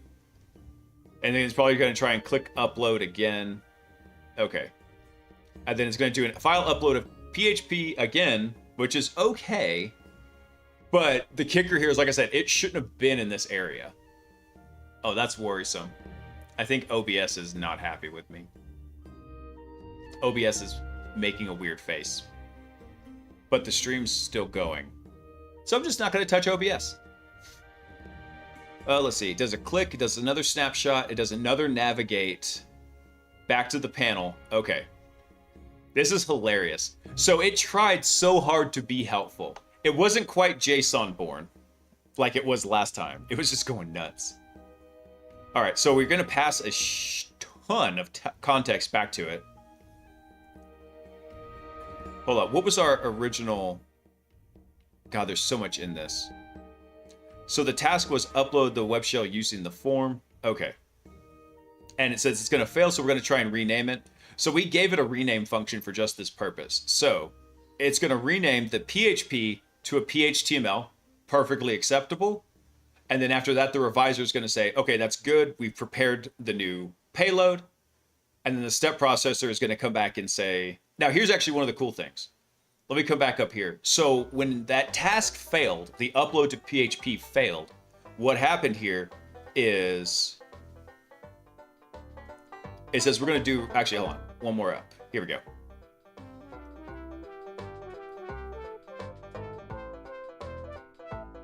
There we go. This is what I wanted you to see. See this new step right here? True. So what it did is it said, okay, the step failed. Here's what I want you to do. Rename the PHP web shell to a different extension to bypass the upload. And then it did this new step thing. So what it did is it had a series of steps in here, right? So now we realize, hey, rename is a precursor step to getting the upload step to work. So it actually can inject a previous step. And then when the cycle starts over again, it hits that new injected step and then accomplishes that first before it tries the upload again. Oh, this is working so great. Stream's looking hunky-dory. Okay, good. It went up, you know, like whenever a program's about to crash, you get the white bar across the top? That's what it was doing. Oh, this is sick. I am so excited by this. A few guardrails around the browser, I think will be good, but oh, so nice. All right, so after it does the file rename, then it's actually going to come back. Let me see. It validated the file rename was successful. Once that's good, it's going to then say, let's see. What's our new task? Upload to the PHP web shell. That's fine. It passes it to the browser agent. And what does it say? We get a lot of context happening here. Okay, so I'll help you upload the PHP web shell to the using the form. We now have a renamed version with a .phtml extension. Boom. So it doesn't navigate to the panel. It does a click. So it's going to upload the choose. It's going to click the choose button. File upload. It uploads disco.phtml. It does a click on upload button. And then what's it say after this? Let's see. So what's the response come back?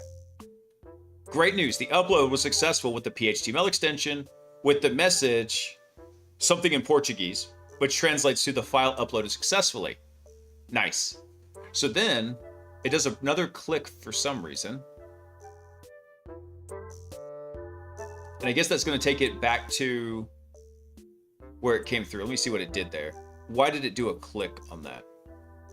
Page seems to be blank, which is often the case when web shells, as they don't display any visual content unless coded specifically to do so. Oh, it clicked on the link to go to the web shell. Got it. Okay, so then it takes a snapshot and it summarizes everything for us here. Or at least that's what it should do. Let me try this again. The page is indeed blank, which is normal for many web shells. Okay, so then we do a navigate. I guess it's trying to double check it. It navigated back to the panel, which is just fine. This is the most important part though, because this last call here is part of the summarization of everything that occurred and what we're doing. Task summary. All right, I successfully completed the PHP upload. Here's what happened. We navigated to the panel. We identified the server block's PHP extensions. We used a common bypass technique, renaming the shell to .phtml. Successfully uploaded the Diceco web shell PHTML to the server. We got a success message. We clicked on the link, took us to the new file. The page is blank, which is normal, yada yada. Great, so now we go to the reviser. Reviser says this is validated. You have successfully uploaded the shell. This makes me so happy. I've been working on the exploitation agent for months now. I learned PHP in my first computer science class, and they didn't show us anything about the PHTML extension, only PHP. Yeah, so fun fact there, Spirit, there's actually many extensions that PHP can potentially recognize. So obviously .php, there's also PHP5, there's PHTML. There's sometimes when you can just inject it into an HTML and it will recognize it. It depends on how the server's configured. I'm by no means a PHP guru. I learned just enough to break it for what I'm doing at work, and then I move on. Oh, this is so freaking cool. Hold on.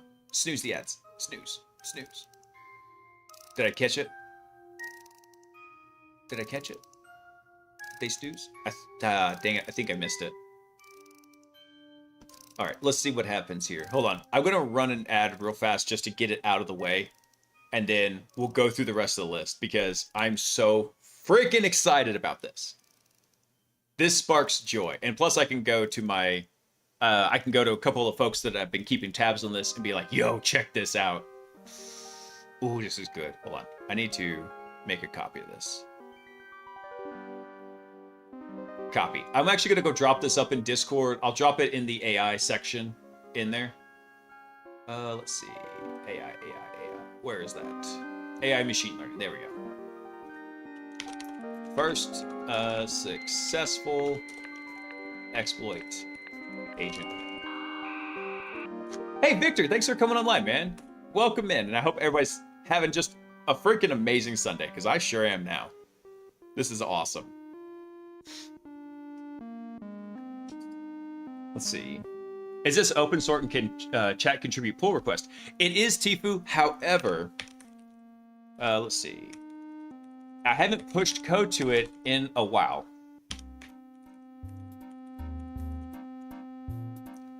You see, the last update was 4 months ago. It's because I went on a giant side quest in here. So there's the code repo. I went on this giant side quest to get the special agent the special agent system working and to build the first special agent, which was the browser. So after all that was functional, then it kind of got bloated in a bit. So I'm about to drop a massive code dump on it because I have to actually go through and see what all contributed to everything because I made so many changes. Just do the push already? I might, but there's so much crap I've added to it. I kind of do want to do like a code review before I do the massive push. I really was waiting for the exploitation agent to get it. All right, hang on. As a celebratory, let's go look at it real quick. Hold on. You're sidetracking me. You're sidetracking me, Gumby. Hang on. I want to finish going through the trace here real fast. All right. So now what we've told it is our next task is, here's our input, right? Task is access the uploaded web shell at whatever the uploads is, filename.php. So it's going to kind of figure out what the file name is from the context of all the information we've given it, right? This is all the information it collected as part of this. So what does our agent say? Okay, so based on the provided context, I can see that you successfully uploaded a PHP web shell to target the server at diceco webshell.phtml. So we already gave it a two-part function here. One is code for it to get the web shell, and we called that get PHP web shell diceco, and then we made a call function for it too. So that way, something real simple, it's a very simple function for it to go through and say, okay, here's the URL and here's the command I want to run. And this was the whole purpose of trying to name these similar to get it to realize these are linked to each other. And in fact, if we go look at the code here, where's our call PHP web shell dice code? Let me see. Where is that? Call, here we go. So we tell it, hey, this is send a command to a diceco PHP web shell, right? And the other one, to get the diceco artifact, is it returns a web shell initial access payload. In fact, I need to go update this because it should say returns like a web shell artifact or something. Because we're keying all this stuff on the artifact keyword that says, hey, this is how you link all these pieces of information together. But yeah, so here's the function call. We send it, and then bam, it calls it. We get some output back. We see we're running as tripdubs data. Perfectly expected. Ooh, so nice. Now, hold on. What does the revisor say here? Because it looks like the revisor fails it. No, it validated. It validated just fine. Okay. Oh, then it went back up to the processor because after this finished, this should have been the last step. However, the routing code was just stubbed into here. So let me bring this down here. So here's our exploitation agent, right? Which kind of kicks off this loop. And so once this loop finishes, exploit step revisor should be able to look at it and say, hey, all of the exploits are done, or all the steps are done, pass it back up to the agent and say, hey, by the way, we have an initial access payload now. So we have to go clean up some stuff with the agent here, but the routing function that makes this conditional jump, it's just stubbed in there and it doesn't actually have any logic. It has to go back to the step processor. This is a conditional jump in name only right now. So that's what we're going to work on starting on next week on Saturday. Love it. Okay. And it even does it again. It calls diceco again with the command ID. It works well. This is where it crashes out though, because it runs out of tasks in the step list. Oh, that's awesome. All right. Sorry, guys. I wanted to get through the explanation of it, and let me catch up on chat real quick. Let's see. All right. Not sure if there's a proper way to fix this, but I'd say that the difference in volume between the loudness of the unfiltered or ducked music is distracting. It might be too loud. I'll make a note to mess with the ducking on it mix, because I do have it ducked down. When it registers my voice, it turns the background music down. So I'll check on it. Maybe it needs to be turned down a bit. Let's see, mentioned it. I dropped a link to it for Tfue. What IDE is this? So everything I'm doing in here, this is all in PyCharm from JetBrains in here. But I've got it linked up to LangGraph Studio, which lets me do all the agent interactions. Let me see. So all of this stuff right here, oh, it like completely redrew the entire graph. All of this is in LangGraph Studio, and it took a little bit of configuration. And what I'm doing is I'm running a server process on here.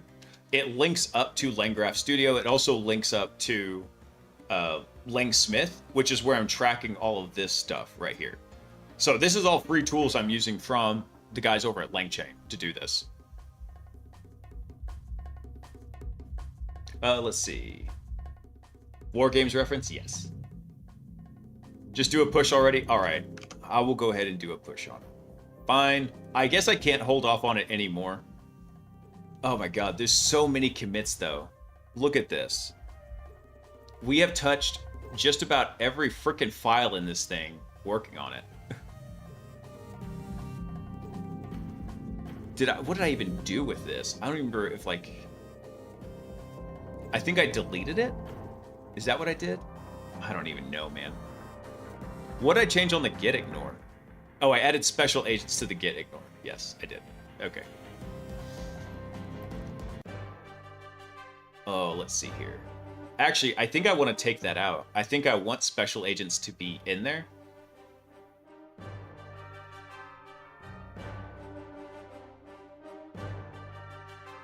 Yeah, actually, I want to revert this change. Let me...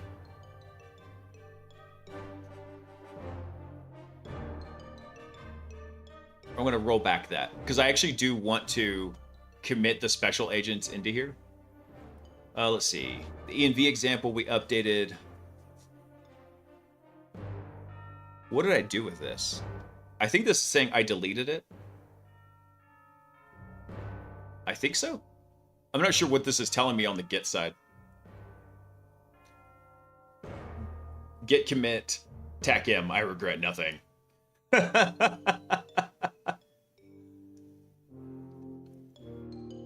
What'd I do in tester? I don't even remember what I did on this.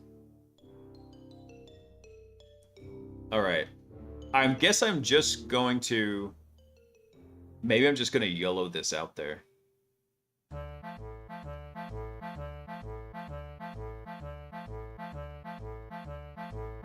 Let's see. Unversioned files. God, there's so many in here.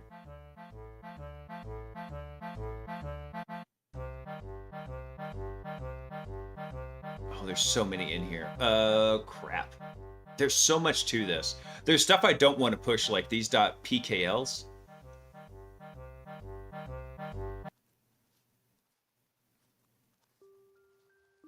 I'm going to add that to the git ignore, but actually what I'm going to do is I'm going to change this to star.pickle. There we go.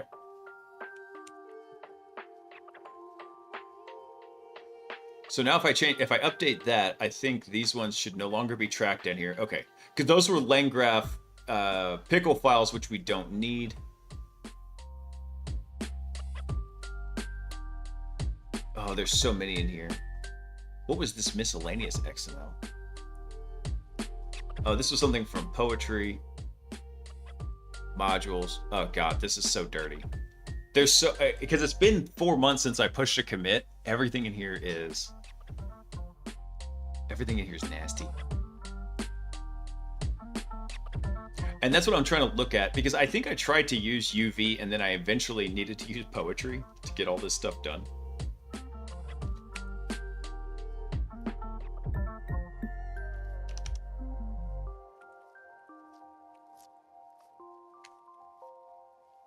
Yeah, because we started the project with poetry, and so everything in the environment's running through poetry because of PyCharm.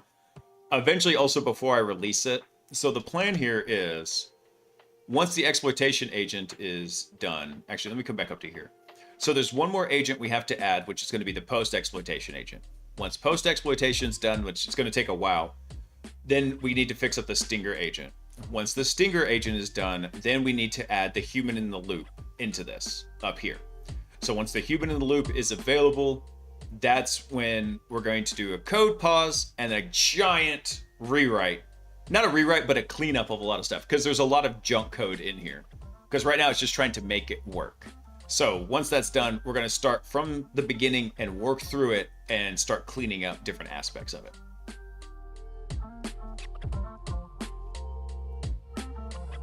Early commits are a bit of a sanity check, but I get why you didn't end up doing it in this situation. Dude, the whole reason why I didn't is because, let's see, I don't think it's even over here.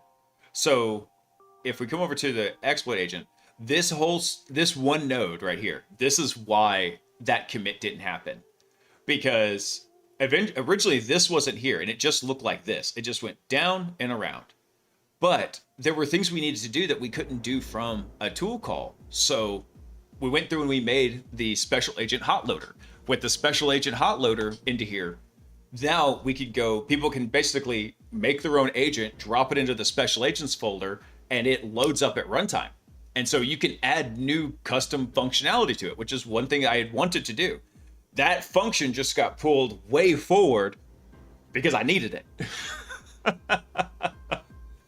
So I spent a good amount of time figuring out how to make the browser work and then integrating it. So yeah, I got kind of chonkified here. All right, I'm sure Sokka is going to come yell at me any minute now, but I will go ahead and get this updated here. All right, so we do need this. What is this .idea file?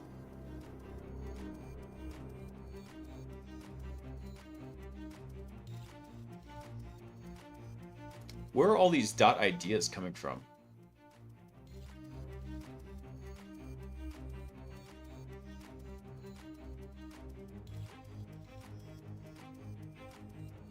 Oh, I need to add this. This should be ignored, I believe. What about this one? That should be also ignored. let's see, because we added pickle because we don't want the pickle files to get exposed. That's all right. What we'll do is we'll do this, and we'll do .back also, just in case. We'll save that. You guys in your commit messages, commit message rootkit at the front end. I know, right? Oh, let's see.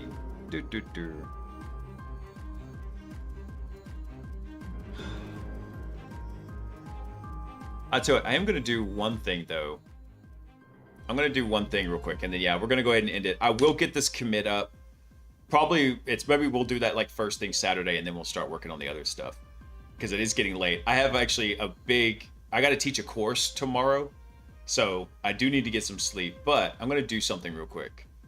So I killed the server for right now, so we're not integrated over to the Langsmith right now.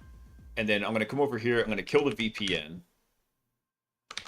There we go. So VPN's off, and then what I'm going to do is I'm going to come over to Proxmox, and I'm going to take a snapshot of this system. So let's see, hack the box dev. Where's my snapshots? Okay.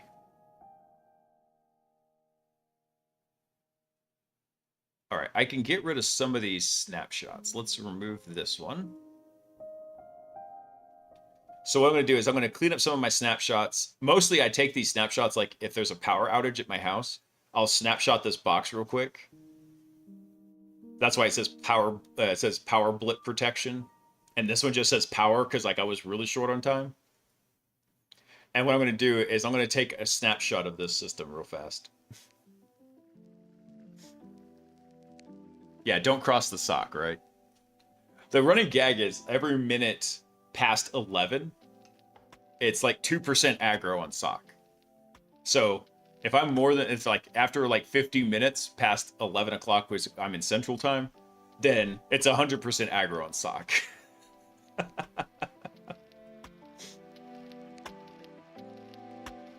I don't have failing drive protection.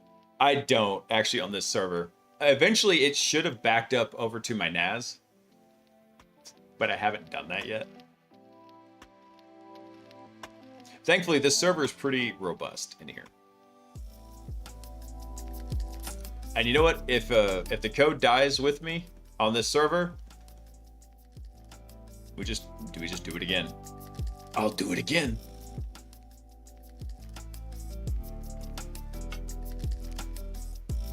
Oh, geez.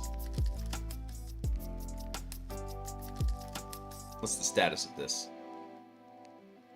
No output?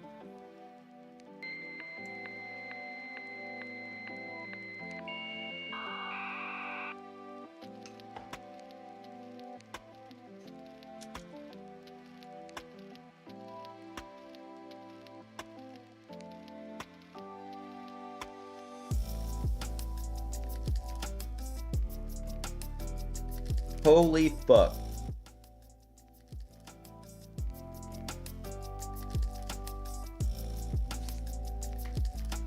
Guys.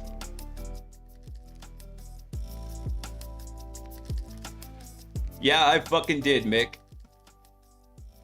Welcome, Agent. David, thanks for the subscription, brother, because I'm gonna need it.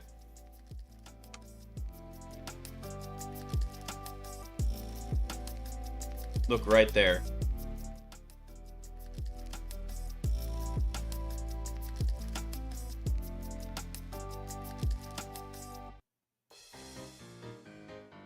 Guys, my fucking heart hurts right now.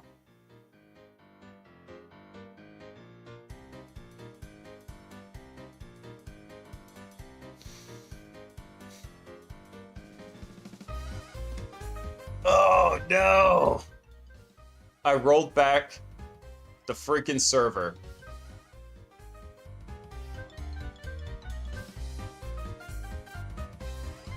I clicked rollback instead of delete snapshot.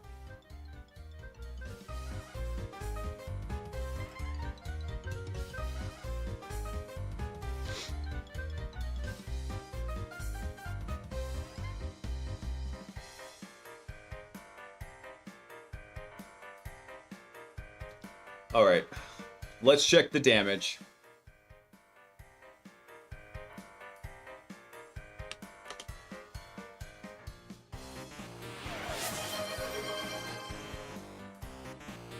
Oh. No. No.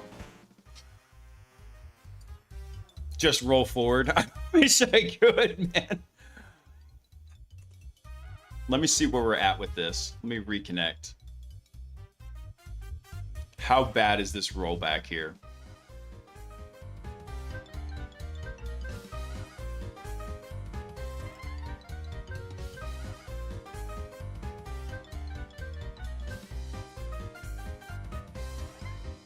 For fuck's sake, man.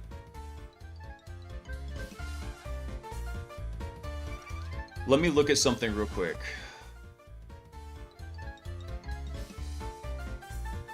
All right, hold on. Let me try something real quick. I think I rolled it back to here. I think I can roll it back here again. I don't give a shit if I've lost it because it's already fucking lost, so I'm not going to lose anything. Oh my word.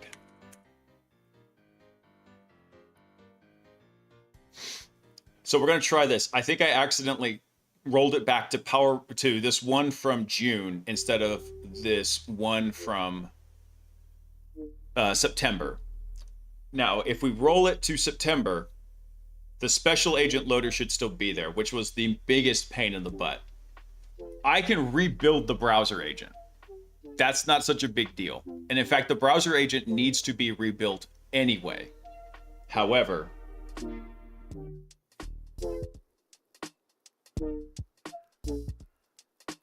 I can roll back and make it worse. I guess I could, man. Love you long time too, Gumby. I cannot believe I freaking did that. You know, I did something like this one time too. I was really tired. I was working like a really long sprint at work, and I decided I wanted to have some fun, so I decided to work on my computer. Like I actually had to like take it apart and do stuff. And the way it was a multi-GPU system, and it used riser cards in it. And one of the cards, the way they were set up, they weren't keyed to be plugged in at the exact right spot. There were two different places you could plug it in at, and I jacked it up and I plugged it into the wrong spot, and I fried a 3090 card. And I should know better. I cannot believe I freaking did that, man. It's always on a Friday afternoon. I mean Sunday. Oh, dude. I should have gone with my gut and just left it be. The server's been running fine. Okay. So the rollback happened again here. So let me reconnect.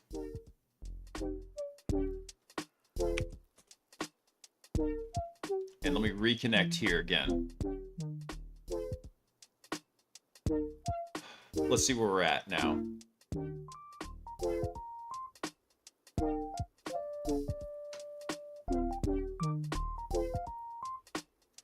Okay, we do have the browser agent in here. Good. I'm gonna leave it just like this.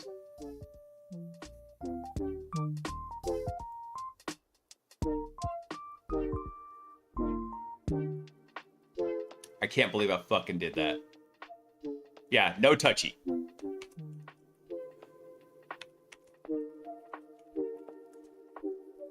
I can't believe I did that. Well, if you guys want to go check out the trace for when it was working, it's up in Discord. I put it in the AI and machine learning channel. So if you want to like kind of see what it's doing. There will be no end to the heckles and razzing from my coworkers when I tell them about this. They'll do it in good fun, but holy crap. It wasn't for nothing, Gumby. We understand the process now. We get what's going on. The browser agent honestly needed a big kind of rewrite in here.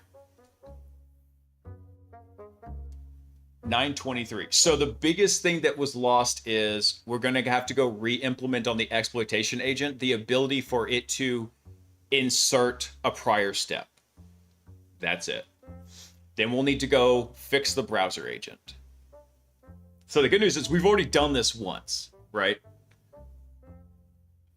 We've already done this once. We can do it again. Push now? No, no push.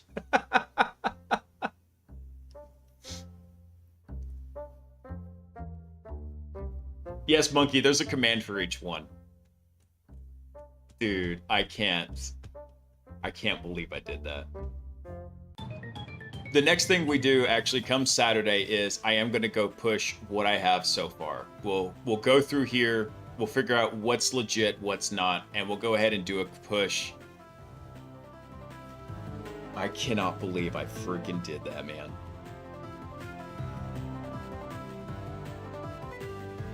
I'm going to have to go look back through the live stream and figure out where I did the insert of the previous step.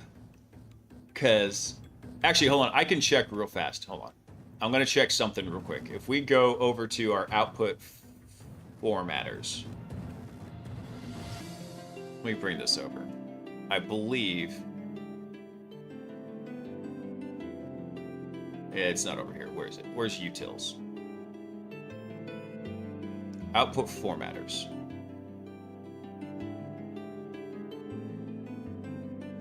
Okay, so this will tell me exactly what we need. What we have to do is there's missing what was the, I forget. I'm gonna have to go look at my own live stream. I don't remember what it was. New step or something. I think it was called new step. And what we did is it looked at this and it said, okay, if we need to insert a new step, we can do that. So we'll have to rebuild the prompts or refix them because we made a lot of prompt updates. We're going to have to fix the revisor step so it can insert its stuff. And then we're also going to have to go fix the browser agent again.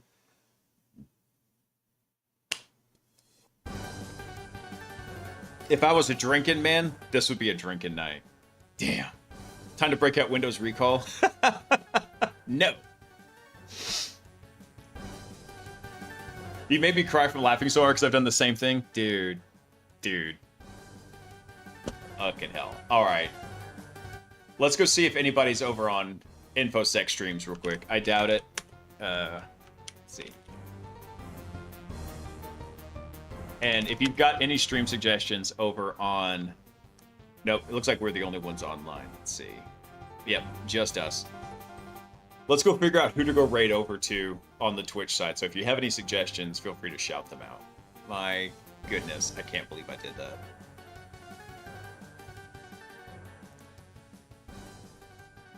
Let's see. Who do we got over on Coding Software Dev? One more hour, Blaise? No, I'm going to bed. I'm going to go frickin' read my Jack Reacher book and try to not, like, be hating life right now. Honestly, I've had way worse stuff happen. This still just kind of sucks. It's okay. We're going to go through, we're going to fix it again. Nothing that was lost cannot be replaced.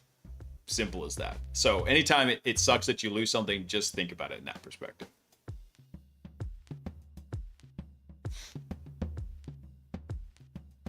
The next stream is going to be rebuilt it theme, right? Golly, man. Let's see here. Who's on doing anything fun here? You know what? J-Blow's online, so we'll go right over to J-Blow. What's he doing?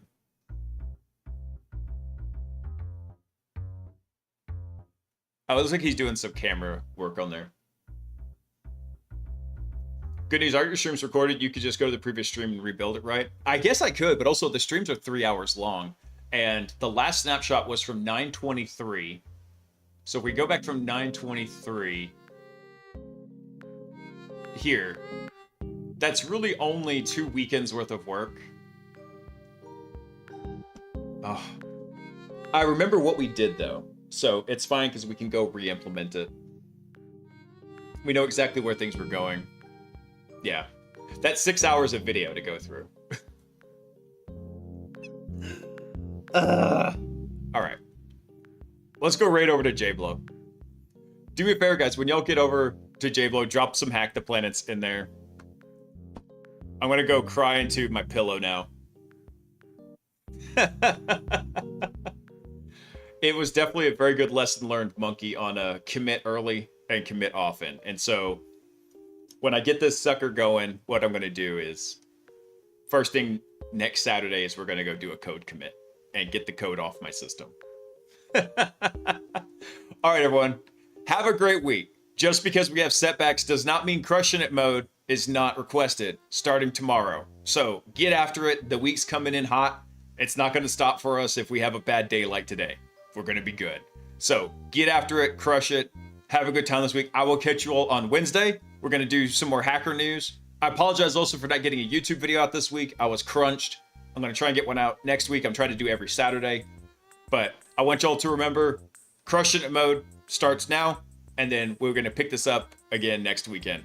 And I want y'all to remember one of the most important things, which is I love you, even though I screwed up, and peace.